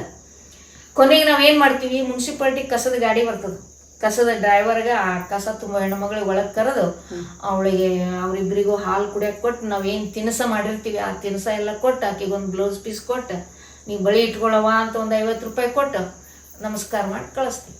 ಇದು ಹಬ್ಬ ನಮ್ಮ. ಅಲ್ಲ, ಈ ರೀತಿಯ ಹಬ್ಬಗಳು ಮತ್ತೆ ಮನೆಗೆ ಬಾಂಡಿ ತೊಳೆಯೋದಕ್ಕೆ, ಬಟ್ಟೆ ತೊಳೆಯೋದಕ್ಕೆ ಹೆಣ್ಮಗಳು ಬರ್ತಾಳೆ. ಆಕೆಗೆ ಅವತ್ತು ಕರೆದು ಆಕೆಗೆ ಹಾಲು ಕುಡಿಸಿ, ಆಕೆಗೆ ಬ್ಲೌಸ್ ಪೀಸ್ ಕೊಟ್ಟು, ಆಕೆಗೆ ನಾವೇನು ತಿನಿಸು ಮಾಡಿರ್ತೀವಿ ಅದೆಲ್ಲ ಕೊಟ್ಟು ಬಳಿ ಇಟ್ಕೊಳ್ಳವ ಅಂತ ರೊಕ್ಕ ಕೊಟ್ರೆ ಎಷ್ಟು ಅವ್ರ ಮನಸ್ಸಿನ ಮುಖದೊಳಗೆ ಎಷ್ಟು ಖುಷಿ ಇರ್ತದೆ ನೋಡಿ, ಅವ್ರ ಮುಖದೊಳಗೆ ಎಷ್ಟು ಆನಂದ ಇರುತ್ತೆ. ಅದು ಏನದಲ್ಲ, ಅದು ನಮಗೂ ಆನಂದ ಆಗುತ್ತೆ. ಹರಿಸ್ತಾರ ಅವ್ರು, ಒಳ್ಳೇದಾಗ್ಲಿವಾ, ಇಷ್ಟು ನಿಮ್ಮಂಥವ್ರು ಎಲ್ಲಿ ಸಿಗ್ತಾರೆ ಅಂತಾರೆ. ಅಂದ್ರೆ ನಾ ಮಾಡ್ತಾ ಇದ್ದೀವಿ ಹಿಂಗ ಅಂತ ಅಹಮ್ಮಿನಿಂದ ಹೇಳ್ಕೊಳ್ಳೋದಲ್ಲ. ಆದ್ರೆ ಹೀಗೆ ಯಾರು ಸಿಗದೆ ಇದ್ರೆ ನಮ್ಮ ಮನೆಗೆ ಕೆಲಸ ಮಾಡೋರು ಹೋಗ್ಲಿ, ನಿಮ್ಗೆ ಕೆಲಸದವರಿಗೂ ಕೊಡಕ್ ಮನಸ್ಸಿರ್ಲಿಲ್ಲ ಅಂದ್ರೆ ನೀವ ಕುಡೀರಿ, ಕುಡಿದು ಆನಂದ ಪಡ್ರಿ, ತೃಪ್ತಿ ಪಡ್ರಿ. ಭೂಮಿ ಮೇಲಿನ ಅಮೃತದ ಹಾಲು, ಪೂರ್ಣ ಆಹಾರ. ಅದನ್ನ ಚೆಲ್ಲಿ ಮಣ್ಣಿಗೆ ಹಾಕಿ ಅದ್ರೊಳಗ ಅಪ್ಪನ ಪಾಲ್, ಅವನ ಪಾಲ್, ಅವ್ರ ಪಾಲ್ ಅಂತೆಲ್ಲ ಹಾಲು ಹಾಕ್ತಾರ. ಹಾಲು ಹಾಕಿ ಎಲ್ಲ ಕೊಟ್ಟು ಮಣ್ಣು ಪಾಲ್, ಇಂಥ ವ್ಯವಸ್ಥೆನ ನಾವು ನೋಡ್ತೀವಿ. ಕಲ್ಲು ಎಂದಾದ್ರೂ ಹಾಲನ್ನ ಕುಡಿಯುತ್ತ ಅಲ್ವಾ? ಮನುಷ್ಯನಿಗಾದ್ರೂ ಕೊಟ್ರೆ ಅದು ಅವನ ಅದೇ ಹೇಳದ್ನಲ್ಲ, ಹಸಿವನ್ನ ನೀಗಿಸುತ್ತೆ ಅಂತ. ಅದಕ್ಕೆ ನನಗೆ ಅಲ್ಲಮ್ಮ ಪ್ರಭುದೇವರ ಒಂದು ವಚನ ನೆನಪಿಗೆ ಬರುತ್ತೆ. ನಾ ದೇವನಲ್ಲದೆ ನೀ ದೇವನೇ, ನೀ ದೇವನಾದಡೆ ಎನ್ನನೇಕೆ ಸಲಹೆ, ಆರೈದು ಒಂದು ಕುಡಿತೆ ಉದಕವ ನೆರವೆ, ಹಸಿದಾಗ ಒಂದು ತುತ್ತು ಹೋಗರವ ನಿಕ್ಕುವೆ, ನಾ ಕಾಣ ಗುಹೇಶ್ವರ ಅಂತ ಹೇಳ್ತಾರೆ. ಅಂದ್ರೆ ನಾನಪ್ಪ ದೇವ್ರು ನೀನಪ್ಪ ದೇವ್ರು ಹೇಳುವಂತ, ಅಂದ್ರೆ ಇಲ್ಲಿ ದೇವರಿಗೆ ಸವಾಲನ್ನ ಹುಡ್ತಾರೆ ನಮ್ಮ ಅಲ್ಲಮ್ಮ ಪ್ರಭು ದೇವರು ನೋಡಿ. ಯಾಕಂದ್ರೆ ಯಾರು ಒಬ್ಬ ಬಾಯಾರಿಕೆ ಅಂತ ಬಂದ್ರೆ ಒಂದು ಲೋಟ ನೀರನ್ನು ಅಥವಾ ಹಾಲನ್ನು ನಾನು ಕೊಡ್ತೀನಿ, ಅಥವಾ ಹಸಿವು ಅಂತ ಬಂದಾಗ ಅವನಿಗೊಂದು ಊಟವನ್ನ ನೀಡ್ತೀನಿ. ಹಾಗಾದ್ರೆ ದೇವ್ರು ನಾನು ಅಂತ ಅಲ್ಲಮ್ಮ ಪ್ರಭು ದೇವರು ಹೇಳ್ತಾರೆ ಅಂತಂದ್ರೆ, ಈ ಒಂದು ಸಂದರ್ಭದಲ್ಲಿ ನಮ್ಗೆ ಈ ಒಂದು ವಚನವನ್ನ ನಾವು ನೆನಪಿಸ್ಕೊಂಡು ನಾಗರ ಪಂಚಮಿ ದಿವಸ ನಾವು ಹಾಲನ್ನ ಕಲ್ಲಿಗೆ ಎರಿಯೋ ಬದಲು ಅಮ್ಮನವರು ಹೇಳಿದ ಹಾಗೆ ಒಂದು ಲೋಟ ಹಾಲನ್ನ ಯಾರಾದ್ರೂ ನಮ್ಮ ಮನೆಗೆ ಬಂದವರಿಗೆ ಒಂದು ಲೋಟ ಹಾಲನ್ನ ಕೊಟ್ಟಾಗ ಅವರ ಒಂದು ಬಾಯಾರಿಕೆ ತಣಿಸುತ್ತೆ. ಅದರಿಂದಾಗಿ ಅವರು ತೃಪ್ತರಾಗ್ತಾರೆ. ನಾವು ಮನುಷ್ಯರನ್ನ ತೃಪ್ತಿ ಮಾಡಬೇಕೇ ಹೊರತು ನಾವು ಒಂದು ಪ್ರಾಣಿಯನ್ನ ತೃಪ್ತಿ ಮಾಡೋದಕ್ಕಾಗಲ್ಲ. ನಾವು ಹಾವಿಗೆ ಹಾಲೆರೆದಷ್ಟೇ ಅದು ಹಾವು ತೃಪ್ತಿ ಆಗುತ್ತೆ ಅನ್ನೋದು ನಮ್ಮ ಭಾವನೆ ಅಥವಾ ನಮ್ಮ ಭ್ರಮೆ. ಆ ಭ್ರಮೆಯಿಂದ ನಾವು ಹೊರಗಡೆ ಬರಬೇಕು ಅಂತ ಅಂದ್ರೆ ಈ ವಚನಗಳ ಅಧ್ಯಯನವನ್ನ ಮಾಡಬೇಕು. ಅದೇ ನಮ್ಮ ವಚನಕಾರ್ತಿಯರು ಸಾಕಷ್ಟು ವಚನಕಾರ್ತಿಯರಾಗಿರ್ಬೋದು, ವಚನಕಾರರಾಗಿರ್ಬೋದು, ನಮ್ಮ ವಚನದ ಮೂಲಕ ನಮ್ಗೆ ತಿಳಿಸ್ಕೊಟ್ಟಿದ್ದು. ಮತ್ತೆ ಆ ಶರಣೆ ಮುಂದೇನು ಹೇಳ್ತಾಳೆ, ಇವು ಯಾವ ನಿಯಮಗಳಲ್ಲ, ನೇಮ ಮಾಡ್ಕೋಬಾರ್ದು ಅಂತ ಯಾವುದು ನಮಗೆ ಸಹಜ ಹೆಂಗ ನಮ್ಮ ಬದುಕಿನೊಳಗೆ ಅವಕಾಶಗಳು ಸಿಗ್ತವೆ. ಈಗ ನಾವು ಮುಂಜಾನೆ 7:30 ನಾವು ಕಾಲೇಜ್ಗೆ ಹೋಗ್ತಿದ್ವಪ್ಪ ಕೆಲಸ ಕರ್ತವ್ಯ ಮಾಡೋದಕ್ಕೆ. 7:30 ಒಳಗೆ ನಾವು ಏನೇನೆಲ್ಲ ಮಾಡಬೇಕಿರ್ತದೆ ನಮ್ದು. ಆವಾಗ ನೀನು ತಾಸುಗಟ್ಲೆ ಕುತ್ಕೊಂಡು ಪೂಜೆ ಮಾಡ್ತೀನಿ, ನಾವು ಹಿಂಗೆ ಮಂತ್ರ ಹೇಳ್ಬೇಕು, ಇಷ್ಟು ಜಪ ಮಾಡಬೇಕು, ಇಷ್ಟು ನಿಯಮಗಳು ಹಾಕ್ಕೊಂಡ್ರೆ ಸಾಧ್ಯ ಇಲ್ಲ. ನಾವು ಮಾಡೋ ಕಾಯಕದಲ್ಲೇ ನಾನು ಪೂಜೆ ಅನುಭವಿಸ್ಬೇಕು. ಕಾಯಕವೇ ಕೈಲಾಸ, ಕಾಯಕವೇ ಪೂಜೆ. Work is worship it self. ಕಾಯಕವೇ ಕೈಲಾಸ, ಕಾಯಕದಿಂದ ಕೈಲಾಸ ಅಲ್ಲ, ಕಾಯಕವೇ ಕೈಲಾಸ. ಕಾಯಕವೇ ಕೈಲಾಸ. ಇಂಥ ಒಂದು ಮನೋಭಾವನೆ ನಮಗೆ ಬಂದ್ರೆ ನಮ್ಗೆ ಮನಸ್ಸು ಭಯ ಪಡೋದಿಲ್ಲ, ತೃಪ್ತಿ ಪಡ್ತದೆ. ಅಲ್ಲಿ ಪಾಠ ಮಾಡುವಾಗಲೇ ನಾವು ಅಂಥ ಒಂದು ಆನಂದವನ್ನು ಅನುಭವಿಸ್ತೀವಿ. ನಮ್ಮ ಮನಸ್ಸು ಅಲ್ಲಿ ತಲ್ಲೀನ ಆಗ್ತದೆ. ಪೂಜೆಗಿಂತಲೂ ನಮ್ಮ ಮನಸ್ಸು ಕೆಲಸ ಮಾಡುವಾಗ ಅದ್ರಲ್ಲಿ ತಲ್ಲೀನ ಆಗ್ತದೆ. ಅಂಥ ಒಂದು ಅದಕ್ಕೆ ಹಾಗೆ ಹೇಳ್ತಾಳೆ. ಆಮೇಲೆ ಮುಂದೇನು ಹೇಳ್ತಾಳೆ, ಏನು ನಿಯಮ ಇರಬೇಕು ನಮಗೆ ಶರಣನಿಗೆ ಅಥವಾ ಭಕ್ತನಿಗೆ? ಏನು ನಿಯಮ ಇರಬೇಕು? ಪರಧನ, ಪರಸತಿ, ಪರದೈವಕ್ಕೆ ಎಳಸದಿರಬೇಕು. ಇನ್ನೊಬ್ಬರ ಧನಕ್ಕೆ ಆಶೆ ಮಾಡಬಾರ್ದು. ನನ್ನ ಸ್ವಂತ ನನ್ನ ಸತ್ಯಶುದ್ಧ ಕಾಯಕದಿಂದ ಬಂದ ಸಂಪತ್ತನ್ನ ಹಣವನ್ನ ನಾನು ತೃಪ್ತಿಯಿಂದ ಅನುಭವಿಸ್ಬೇಕು. ಇನ್ನೊಬ್ಬರ ಹಣ ಅನ್ಯಾಯದಿಂದ, ಮೋಸದಿಂದ, ವಂಚನೆಯಿಂದ ಇನ್ನೊಬ್ಬರ ಹಣವನ್ನ ನಾನು ಆಕ್ರಮಿಸಬಾರ್ದು ಅಥವಾ ಅದನ್ನು ತಗೊಳ್ಬಾರ್ದು. ಪರಸ್ತ್ರೀ, ನಿನ್ನ ಹೆಂಡತಿಯೊಂದಿಗೆ ನೀನು ಸುಖವಾದ ಗೃಹಸ್ಥ ಜೀವನವನ್ನ, ದಾಂಪತ್ಯ ಜೀವನವನ್ನ ಅನುಭವಿಸು. ಆದ್ರೆ ಪರಸ್ತ್ರೀಗೆ ನೀನು ಎಳಿಸ್ಬೇಡ. ಇದು ನೀತಿ. ಇದು ನೀತಿಯಿಂದ ನಾನು ಸುಖವಾಗಿರ್ತೀನಿ, ನನ್ನ ಸಮಾಜವು ಸುಖವಾಗಿರ್ತದೆ. ಹೀಗೆ ನಾವು ಬದುಕೋದ್ರೊಂದಿಗೆ, ಸುಖವಾಗಿ ಬದುಕೋದ್ರೊಂದಿಗೆ, ನೆಮ್ಮದಿಯಿಂದ ಬದುಕೋದ್ರೊಂದಿಗೆ ನನ್ನ ಸುತ್ತಲಿನ ಸಮಾಜವು ನೆಮ್ಮದಿಯಿಂದ ಬದುಕೋದಕ್ಕೆ ನಾವು ಅವಕಾಶ ಮಾಡಿಕೊಡ್ಬೇಕು. ನನ್ನ ತಾಟ್ನಾಗಿಂದ ಉಣ್ಣೋದು ಬಿಟ್ಟು ಇನ್ನೊಬ್ಬರ ತಾಟಿಗೆ ಕೈ ಹಾಕಿದ್ರೆ ಜಗಳ ಆಗ್ತದೆ. ಈಗ ನೀವು ಕಲ್ಯಾಣ ನಾಡಿನವರು ಅಂದ್ರೆ ಬೀದರ್ ಜಿಲ್ಲೆಯವರು, ನಿಮಗೆ ಹುಟ್ಟಿನಿಂದನೇ ಈ ವಚನ ಸಾಹಿತ್ಯದ ಬಗ್ಗೆ, ಶರಣ ಸಾಹಿತ್ಯದ ಬಗ್ಗೆ ನಿಮಗೆ ಒಲವು ಮೂಡ್ತಾ ಅಥವಾ ಹೇಗೆ ಇದರ ಒಂದು ಒಲವು ನಿಮಗೆ? ನನಗೆ ವೈಯಕ್ತಿಕವಾದಂತ ಒಂದು ಸುದೈವ ಅಂದ್ರೆ, ನಮ್ಮ ತಂದೆಯವರು ಭಾಲ್ಕಿ ಮಠದ ಸ್ವಾಮಿಗಳ ಶಾಲೆಯಲ್ಲಿ ಕಲ್ತಿರೋದ್ರಿಂದ ಅವರಿಗೆ ವಚನ ಸಾಹಿತ್ಯದ ಬಗ್ಗೆ ಅರಿವಿತ್ತು. ನಮ್ಮ ತಂದೆಯವರಿಗೆ ನಾವು ಸಣ್ಣವರಿದ್ದಾಗಿನಿಂದಲೂ ಅವರು ವಚನಗಳನ್ನ ಆಗಾಗ ನಮ್ಗೆ ಹೇಳ್ತಿದ್ರು. ಅದು ಸ್ವಲ್ಪ ನಮ್ಗೆ ಇತ್ತು ಮನೆಯಲ್ಲಿ. ಆಮೇಲೆ ಮುಂದೆ ನಾವು ಮಲ್ಲಿಕಾರ್ಜುನ ಸ್ವಾಮಿಗಳ ಪ್ರವಚನ ಕೇಳಿದ್ವಿ, ಲಿಂಗಾನಂದ ಸ್ವಾಮಿಗಳ ಪ್ರವಚನ ಕೇಳಿದ್ವಿ. ಅಂದ್ರೆ ಸಣ್ಣ ವಯಸ್ಸಿನಲ್ಲಿ 8th ಓದುವಾಗಲೇ, ಹೈಸ್ಕೂಲ್ ಓದುವಾಗಲೇ ಇದೆಲ್ಲ ಕೇಳಿದ್ದು. ಅದರಿಂದ ನಮ್ಗೆ ಸ್ವಲ್ಪ ನಮ್ಮ ಮನಸ್ಸು, ನಮ್ಮ ಭಾವ, ಮನೆಯಲ್ಲಿಯೂ ಕೂಡ ಅದೇ ವಾತಾವರಣ ಇತ್ತು. ನಮ್ಮ ಮನೆಯಲ್ಲಿ ಯಾವ ಜಗಲಿ, ಇಲ್ಲಿ ಯಾವುದು ದೇವರು ಮೂರ್ತಿ ಗೀರ್ತಿ ಏನೂ ಇರಲಿಲ್ಲ. ನಮ್ಮ ತಂದೆಯವರು ಅಂಥ ಒಂದು ಕಟ್ಟುನಿಟ್ಟಿನ ಶರಣ ಜೀವನ ಬಾಳ್ತಿದ್ರು. ಹೀಗಾಗಿ ಅಲ್ಲಿನೂ ನಮ್ಗಿದೆಲ್ಲ ಸಿಕ್ತು. ಆಮೇಲೆ ಇವರೆಲ್ಲರ ಪ್ರವಚನ, ಆಮೇಲೆ ಮುಂದೆ ಅನೇಕ ಜನ ಶರಣರ ಸಂಪರ್ಕ ಬಂತು.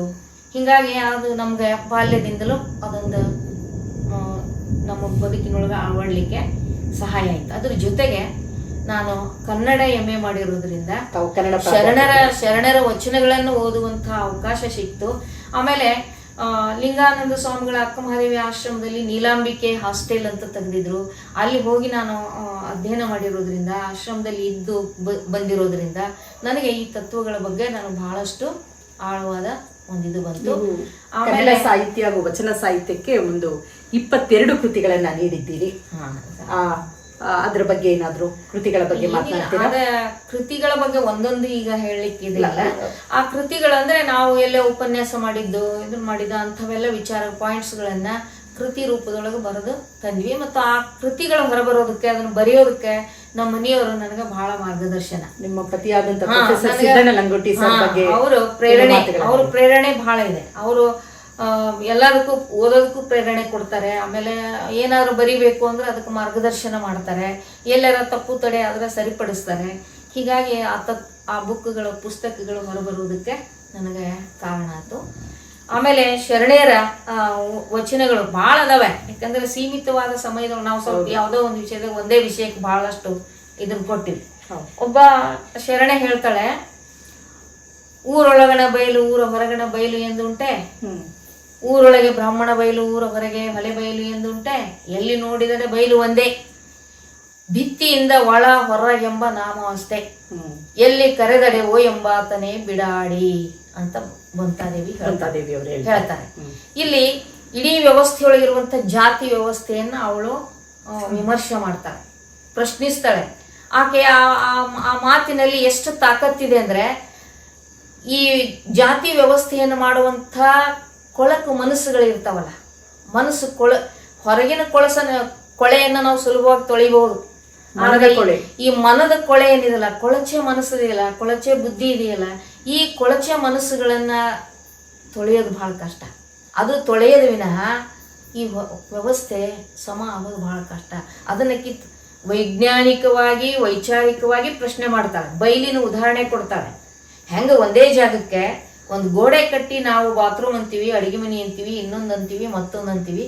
ಅದೇ ವಿಚಾರವನ್ನೇ ಬಸವಣ್ಣವರು ಕೂಡ ಹೇಳ್ತಾರೆ. ಹೊಲಗೇರಿ ಶಿವಾಲಯಕ್ಕೆ ನೆಲ ಒಂದೇ, ನೆಲನೊಂದೇ ಹೊಲಗೇರಿ ಶಿವಾಲಯಕ್ಕೆ, ಜಲ ಒಂದೇ ಶೌಚ ಮಜ್ಜನಕ್ಕೆ ಅಂತ ವಚನ ಹೇಳ್ತಾರೆ. ಅಂದ್ರೆ ಹೀಗೆ ಶರಣರಿಗೆ ಸಮಾನವಾಗಿ ಅವ್ರ ಜೊತೆ ಇಲ್ಲಿ ನಾವು ಯಾರು ಹೆಚ್ಚು ಕಡಿಮೆ ಅನ್ನುವಂಥ ಪ್ರಶ್ನೆ ಇಲ್ಲ. ಆ ಶರಣೆಯರು ಕೂಡ ವೈಚಾರಿಕವಾಗಿ ವೈಜ್ಞಾನಿಕವಾಗಿ ಸಮಾಜವನ್ನು ವಿಮರ್ಶೆ ಮಾಡುವಂಥ ಮಟ್ಟಕ್ಕೆ ಏರಿದ್ರು. ಮತ್ತು ದೋಷಗಳ ಕಂಡಾಗ ಗುರು ಇರಲಿ, ಜಂಗಮ ಇರಲಿ, ಸನ್ಯಾಸಿ ಇರಲಿ, ಯಾರೇ ಇರಲಿ ಅವರನ್ನು ಪ್ರಶ್ನಿಸುವಂಥ ಎದೆಗಾರಿಕೆ ವಚನಕಾರ್ತಿಯರಿಗೆ ಇತ್ತು. ಸಾಕಷ್ಟು ವಚನಗಳನ್ನು ನಾವು ಅದನ್ನ ಕಾಣಬಹುದು. ರಾಯಮ್ಮ ಇದ್ದಾಳೆ, ಆಮೇಲೆ ಮಸಣಮ್ಮ ಅವಳು ಹೇಳ್ತಾಳೆ, ನನ್ನ ನರೀಸು ಗುರುವೇ, ನನ್ನ ನರೀಸು, ನಿನ್ನ ನರೀಸಬೇಡ. ನನ್ನ ನರೀಸದೆ ನಿನ್ನ ಅರಿಯಿಸಿದರೆ ನೀ ನನಗೆ ಗುರುವಲ್ಲ, ನಾನು ನಿನಗೆ ಶಿಷ್ಯರಲ್ಲ ಅಂತ ಹೇಳ್ತಾಳೆ. ಅಂದ್ರೆ ಮೊದಲು ನಾನು ಏನು ಅನ್ನೋದನ್ನು ತಿಳಿಸು. ಬರೇ ನೀನು, ನಿನ್ನ ಆಸ್ತಿ, ನಿನ್ನ ಮಠ, ನಿನ್ನ ಪೀಠ, ಇದನ್ನೇ ಹೇಳಿದ್ರೆ ನನಗೇನು ಪ್ರಯೋಜನ? ಅದಕ್ಕೆ ನನ್ನನ್ನು ಅರಿಯಿಸು ಅಂತ ಪ್ರಶ್ನೆ ಮಾಡ್ತಾಳೆ. ಹೀಗೆ ಅನೇಕ ಜನ ಆಮೇಲೆ ಇನ್ನೊಬ್ಬ ಶರಣೆ, ಕೋತಿನ ಗಡ್ಡದಂತೆ ಗಡ್ಡದ ಹಿರಿಯರು ನೋಡ, ಭಕ್ತರೊಳು ಕ್ರೋಧ, ಭ್ರಷ್ಟರೊಳು ಮೇಳ ಅಂತ ಪ್ರಶ್ನೆ ಮಾಡ್ತಾಳೆ. ಅಂದ್ರೆ ಹೊರಗಿನ ವೇಷ, ಹೊರಗಿನ ಲಾಂಛನ ಅಷ್ಟೇ ಮುಖ್ಯ ಅಲ್ಲ. ನಾವು ಹೊರಗೆ ಹಾಕ್ಕೊಳ್ಳುವಂಥ ವೇಷಭೂಷಣ, ಹೊರಗೆ ಹಾಕ್ಕೊಳ್ಳುವಂಥದ್ದು ಅದೇ ಪ್ರಧಾನ ಅಲ್ಲ, ಅದೇ ಆತ್ಯಂತಿಕ ಅಲ್ಲ. ನಮ್ಮ ಒಳಗೇನಿದೆ ಅನ್ನೋದು ಬಹಳ ಮುಖ್ಯ. ಅಂದರೆ ನಾವು ಉಡುವ ಬಟ್ಟೆ ಬಣ್ಣದ್ದಿರ್ಬೋದು, ಬಿಳಿದಿರ್ಬೋದು, ಕಾವಿ ಇರ್ಬೋದು, ಮತ್ಯಾವುದೋ ಇರ್ಬೋದು. ಆದ್ರೆ ನಾವು ನಡೆಯೋ ಬಟ್ಟೆ ಅಂಥದ್ದಿದೆ. ಬಟ್ಟೆ ಅಂದ್ರೆ ದಾರಿನೂ ಹೌದು. ನಾವು ನಡೆಯೋ ದಾರಿ ಯಾವುದಿದೆ ಅನ್ನೋದು ಬಹಳ ಮುಖ್ಯ. ಹೀಗಾಗಿ ಮನಸ್ಸು ವಿಕಾರಗೊಂಡು ಬಹಿರಂಗಕ್ಕೆ ಹೊರಟ್ರೆ ಅವ ಸನ್ಯಾಸಿ ಆದರೂ ಕೂಡ ಕನಿಷ್ಠನೇ. ಆದರೆ ಮನಸ್ಸು ಅದು ನಿಯಂತ್ರಣದೊಳಗೆ, ಸಂಯಮದೊಳಗೆ, ಅದು ಸರಿಯಾದ ಕ್ರಮದೊಳಗೆ ಅದನ್ನು ನಾವು ತಗೊಂಡು ಹೊರಟಿವಿ ಅಂದರೆ, ಮನಸ್ಸು ವಿಕಾರ ಆಗದೇ ಇದ್ದರೆ, ಮನಸ್ಸು ಲಿಂಗದಲ್ಲಿ ತನ್ಮಯವಾದರೆ, ಮನಸ್ಸು ಕಾಯಕದಲ್ಲಿ ತನ್ಮಯವಾದರೆ, ನಾ ಇದನ್ನು ಹೆಜ್ಜೆ ಹೀಗಿಟ್ಟರೆ ತಪ್ಪಾಗ್ತದೆ ಅನ್ನುವಂಥ ಎಚ್ಚರಿಕೆ, ಪ್ರಜ್ಞೆ ನಮ್ಮೊಳಗಿದ್ರೆ ಅವಾಗ ಅದು ನಿಜವಾದ ಸನ್ಯಾಸತ್ವ, ಅದು ನಿಜವಾದ ಭಕ್ತಿ ಅನ್ನೋದನ್ನು ಸಾಕಷ್ಟು ಜನ ಶರಣೆಯರು ತಮ್ಮ ಬೇರೆ ಬೇರೆ ವಚನಗಳಲ್ಲಿ ಹೇಳಿದ್ದನ್ನು ನಾವು ಗಮನಿಸ್ತೇವೆ. ಮತ್ತು ನಾವು ತಪ್ಪು ತಿಳ್ಕೊಂಡಿವಿ, ಏನಪ್ಪ ಭಾಳ ಅಂಥದ್ದೆಲ್ಲ ಇದು ಮಾಡ್ಬೇಕಾದ್ರೆ ಭಾಳ ಓದಿರಬೇಕು, ಭಾಳ ಕೇಳಿರಬೇಕು ಅಂತ. 100 ಓದಿದರೇನು, 100 ಕೇಳಿದರೇನು, ಆಸೆ ಹರಿಯದು, ರೋಷ ಬಿಡೋದು, ಲಿಂಗಕ್ಕೆ ಮಜ್ಜನಕ್ಕೆರೆದು ಫಲವೇನು ಅಂತಾರೆ. ಹಾಗೆ ಕಾಲಕಣ್ಣಿ ಕಾಮಮ್ಮ ಅಂತ ಒಬ್ಬ ಶರಣೆ ಬರ್ತಾಳೆ. ಆಕಿನ ಕೆಲಸ ಏನು ಅಂದ್ರೆ ಕಣ್ಣಿ ಹೊಸಿಯೋದು, ದನಗಳ ಕೊರಳಿ ಕಟ್ಟೋ ಹಗ್ಗ ಮತ್ತು ಬಾರ್ಕೋಲು ಇಂಥವೆಲ್ಲ ಕಣ್ಣಿ ಹುಸಿಯೋದು, ಅಂತಹ ಒಂದು ಕೆಲಸ ಮಾಡೋ ಕಾಮಮ್ಮ ಹೇಳ್ತಾಳೆ, ಎನ್ನ ಕರಣಂಗಳ ಗುರುಲಿಂಗ ಜಂಗಮದಲ್ಲಿ ಕಟ್ಟುವೆ ಅಂತ. ಅಂದ್ರೆ ನಮ್ಮ ಕರ್ಣೇಂದ್ರಿಯಗಳು ಎನ್ನ ಕರಣಂಗಳ ಲಿಂಗದಲ್ಲಿ ಕಟ್ಟುವೆ. ಆಮೇಲೆ ಗುರುಲಿಂಗ ಜಂಗಮದ ಕಾಲ ಕಟ್ಟುವೆ. ಗುರುಲಿಂಗ ಜಂಗಮದ ಕಾಲ ಕಟ್ಟುವೆ, ಎನ್ನ ಕರ್ಣೇಂದ್ರಿಯಗಳನ್ನು ಲಿಂಗದಲ್ಲಿ ಕಟ್ಟುವೆ, ಮೃತ ಭ್ರಷ್ಟರನ್ನು ಇಟ್ಟು ಒರಸುವೆ, ಸುಟ್ಟು ತುರತುರನೆ ತೂರುವೆ ಅಂತ ಹೇಳ್ತಾರೆ. ನಿರ್ಭಯ, ಆಕಿನ ವಚನದ ಅಂಕಿತ ನಿರ್ಭಯ ಲಿಂಗ ಅಂತ ಹೇಳ್ತಾಳೆ. ಅಂದ್ರೆ ಭಯ ಇಲ್ಲ. ಅಂದ್ರೆ ಅಲ್ಲಿ ನೋಡಿ ಆಕೆ ಸಾಮಾನ್ಯ ಹಗ್ಗ ಹೊಸಿಯೋ ಹೆಣ್ಮಗಳು ಇಂಥ ಒಂದು ಅನುಭವದ ನಿಲುವಿಗೆ ಏರಿದ್ಲು ಅಂದ್ರೆ ಬಸವಣ್ಣನವರ ಸಾಧನೆ ಎಂಥದಿರ್ಬೋದು. ಸಾಮಾನ್ಯರನ್ನು ಕೂಡ ಅನುಭಾವಿಗಳನ್ನಾಗಿ ಮಾಡಿ, ಅವ್ರನ್ನ ಜಂಗಮರನ್ನಾಗಿ ಮಾಡಿ, ನಾನೊಬ್ಬನೇ ಭಕ್ತ, ಉಳಿದವರೆಲ್ಲ ಲಿಂಗ ಜಂಗಮ ಅಂತ ಹೇಳಬೇಕಾದ್ರೆ ಅವ್ರದ್ದು ಎಂಥ ನಿಲುವಿರಬೇಕು. ಆ ಮನೋಭೂಮಿಕೆಯಲ್ಲಿ ಇದ್ದು ಅವ್ರನ್ನೆಲ್ಲ ಎತ್ತಿದ್ರು, ಅವ್ರನ್ನೆಲ್ಲ ಗುರುಲಿಂಗ ಜಂಗಮರನ್ನಾಗಿ ಕಂಡ್ರು. ಇದನ್ನೆಲ್ಲ ನೋಡಿದಾಗ ಇನ್ನು ಅನೇಕ ಜನ ಮಹಿಳೆಯರು ಬರ್ತಾರೆ. ಸ್ವಲ್ಪ ಮೊದಲೇ ನಾವು ಪೂರ್ವ ಸಿದ್ಧತೆ ತಯಾರಿ ಮಾಡಿಕೊಂಡು ವಚನಗಳನ್ನೆಲ್ಲ ಒಂದು ಸ್ವಲ್ಪ ಹಿಂಗ ಆಯ್ಕೆ ಮಾಡಿ ತಕ್ಕೊಂಡು ಬಂದಿದ್ರೆ ಇನ್ನು ಸ್ವಲ್ಪ. ನಿವೃತ್ತ ಕನ್ನಡ ಪ್ರಾಧ್ಯಾಪಕರು, ಆಧುನಿಕ ವಚನಕಾರ್ತಿ, ಕವಯಿತ್ರಿ ಆದಂತಹ ಡಾಕ್ಟರ್ ಕಲ್ಯಾಣಮ್ಮ ಲಂಗೋಟಿರವರ ಜೊತೆ ಸಂದರ್ಶನವನ್ನ ಮಾಡಿದ್ವಿ, ಅವರ ಪರಿಚಯವನ್ನ ಮಾಡಿಕೊಂಡ್ವಿ. ಹಾಗೆ ಅವರ ಒಂದು 12ನೇ ಶತಮಾನದ ವಚನಕಾರ್ತಿಯರ ಬಗ್ಗೆ, ಅವರ ನಿಲುವುಗಳ ಬಗ್ಗೆ ಕೂಡ ನಾವು ಸಾಕಷ್ಟು ವಿಷಯಗಳನ್ನ ಪ್ರಸ್ತಾಪಿಸಿದ್ವಿ, ಚರ್ಚೆಯನ್ನ ಮಾಡಿದ್ವಿ. ತಾವು ಕೂಡ ಈ ಒಂದು ಸಂದರ್ಶನದಿಂದ ತಾವು ಕೂಡ ಸಾಕಷ್ಟು ಜ್ಞಾನವನ್ನ ಪಡೆದುಕೊಂಡಿದ್ದೀರಿ ಅಂತ ನಾನಾದ್ರೂ ಭಾವಿಸಿರ್ತೇನೆ. ಮುಂದಿನ ಸಂದರ್ಶನದಲ್ಲಿ ಇನ್ನಷ್ಟು ವಚನಕಾರ್ತಿಯರ ಬಗ್ಗೆ, ಅವರ ವಚನಗಳ ಬಗ್ಗೆ ನಾವು ತಿಳಿದುಕೊಳ್ಳೋಣ. ಯಾಕಂದ್ರೆ ಅವರ ಪೂರ್ವ ಸಿದ್ಧತೆ ಯಾವುದೂ ಇರಲಿಲ್ಲ. ನಮ್ಮ ಒಂದು ಕಚೇರಿಗೆ ಭೇಟಿ ನೀಡಿದಾಗ ನಾವು ಅವ್ರ ಜೊತೆ ಒಂದು ಸಂದರ್ಶನವನ್ನ ಮಾಡೋಣ, ನಮ್ಮ ಒಂದು ವಚನಕಾರ್ತಿಯರ ಬಗ್ಗೆ ಮಾತನಾಡೋಣ ಅಂತ. ಯಾಕಂದ್ರೆ ಅವರು ಲಿಂಗಾಯತ ಧರ್ಮ ಸ್ತ್ರೀ ಸಮಾನತೆ ಅನ್ನೋ ಒಂದು ಕೃತಿಯನ್ನ ಹೊರತಂದಿದ್ದಾರೆ. ಅದರಿಂದಾಗಿ ನಾನು ಅಮ್ಮನವರನ್ನ ಮಾತನಾಡಿಸ್ಬೇಕು ಅಂದ್ಕೊಂಡೆ. ಅದರಿಂದ ಸಾಕಷ್ಟು ವಿಷಯಗಳನ್ನ ನಮ್ಮ ಜೊತೆ ಇವತ್ತು ಹಂಚಿಕೊಂಡಿದ್ದಾರೆ. ಮುಂದಿನ ಸಂದರ್ಶನದಲ್ಲಿ ಇನ್ನೂ ಸಾಕಷ್ಟು ವಿಷಯಗಳನ್ನ ನಮ್ಮ ಜೊತೆ ಹಂಚಿಕೊಳ್ತಾರೆ ಅಂತ ಹೇಳ್ತಾ, ಇಲ್ಲಿಯವರೆಗೆ ನಮ್ಮ ಮಾತುಗಳನ್ನ ಪ್ರೀತಿಯಿಂದ ಕೇಳಿದಂತಹ ಎಲ್ಲ ಶರಣ ಬಂಧುಗಳಿಗೆ ಶರಣು ಶರಣಾರ್ಥಿ. ಅಕ್ಕ ಮಹಾದೇವಿಯವರು ಹೇಳಿದ ಹಾಗೆ ಆಡುವುದು, ಪಾಡುವುದು, ಹೇಳುವುದು, ಕೇಳುವುದು ಸರಸ ಸಮ್ಮೇಳನವಾಗಿಪ್ಪುದಯ್ಯ ನಿಮ್ಮ ಶರಣರೊಡನೆ ಅಂತ ಹೇಳೋ ಹಾಗೆ ಇಲ್ಲಿ ಇಂಥ ಒಂದು ಸಂಸ್ಥೆಗೆ ಬಂದು ಶರಣರ ಜೊತೆಗೆ ಆಡುವ, ಹಾಡುವ, ಪಾಡುವ ಒಂದು ಅವಕಾಶ ಸಿಕ್ತು. ಈ ಸಂತೋಷದ ಮುಂದೆ ಮತ್ತೆ ಬೇರೆ ಯಾವ ಸಂತೋಷವೂ ಇಲ್ಲ. ಅಂಥ ಒಂದು ಅವಕಾಶ ಮಾಡಿಕೊಟ್ಟಂಥ ಬಸವ ವಚನ ಕುಮಾರಸ್ವಾಮಿಯವರಿಗೂ ಮತ್ತು ರೂಪ ವಚನ ಕುಮಾರಸ್ವಾಮಿಯವರಿಗೂ ಮತ್ತು ಆಲಿಸಿದ ಎಲ್ಲ ಶರಣ ತಾಯಿ ತಂದೆಯರಿಗೂ ಅನಂತ ಶರಣು ಶರಣಾರ್ಥಿ. ನಮ್ಮ ಶರಣು ಕುಟೀರಕ್ಕೆ ಬಂದು ಸಾಕಷ್ಟು ವಿಷಯಗಳನ್ನು ಹಂಚಿಕೊಂಡು ನಮಗೆಲ್ಲರಿಗೂ ಜ್ಞಾನಾರ್ಜನೆಯನ್ನ, ಜ್ಞಾನ ದಾಸೋಹವನ್ನ ಮಾಡಿದಂತಹ ಡಾಕ್ಟರ್ ಕಲ್ಯಾಣಮ್ಮ ಲಂಗೋಟಿರವರಿಗೆ ಶರಣು ವಿಶ್ವವಚನ ಫೌಂಡೇಶನ್ ವತಿಯಿಂದ ಹೃದಯಪೂರ್ವಕ ಧನ್ಯವಾದಗಳನ್ನು ಅರ್ಪಿಸುತ್ತೇನೆ. ಶರಣು ಶರಣ.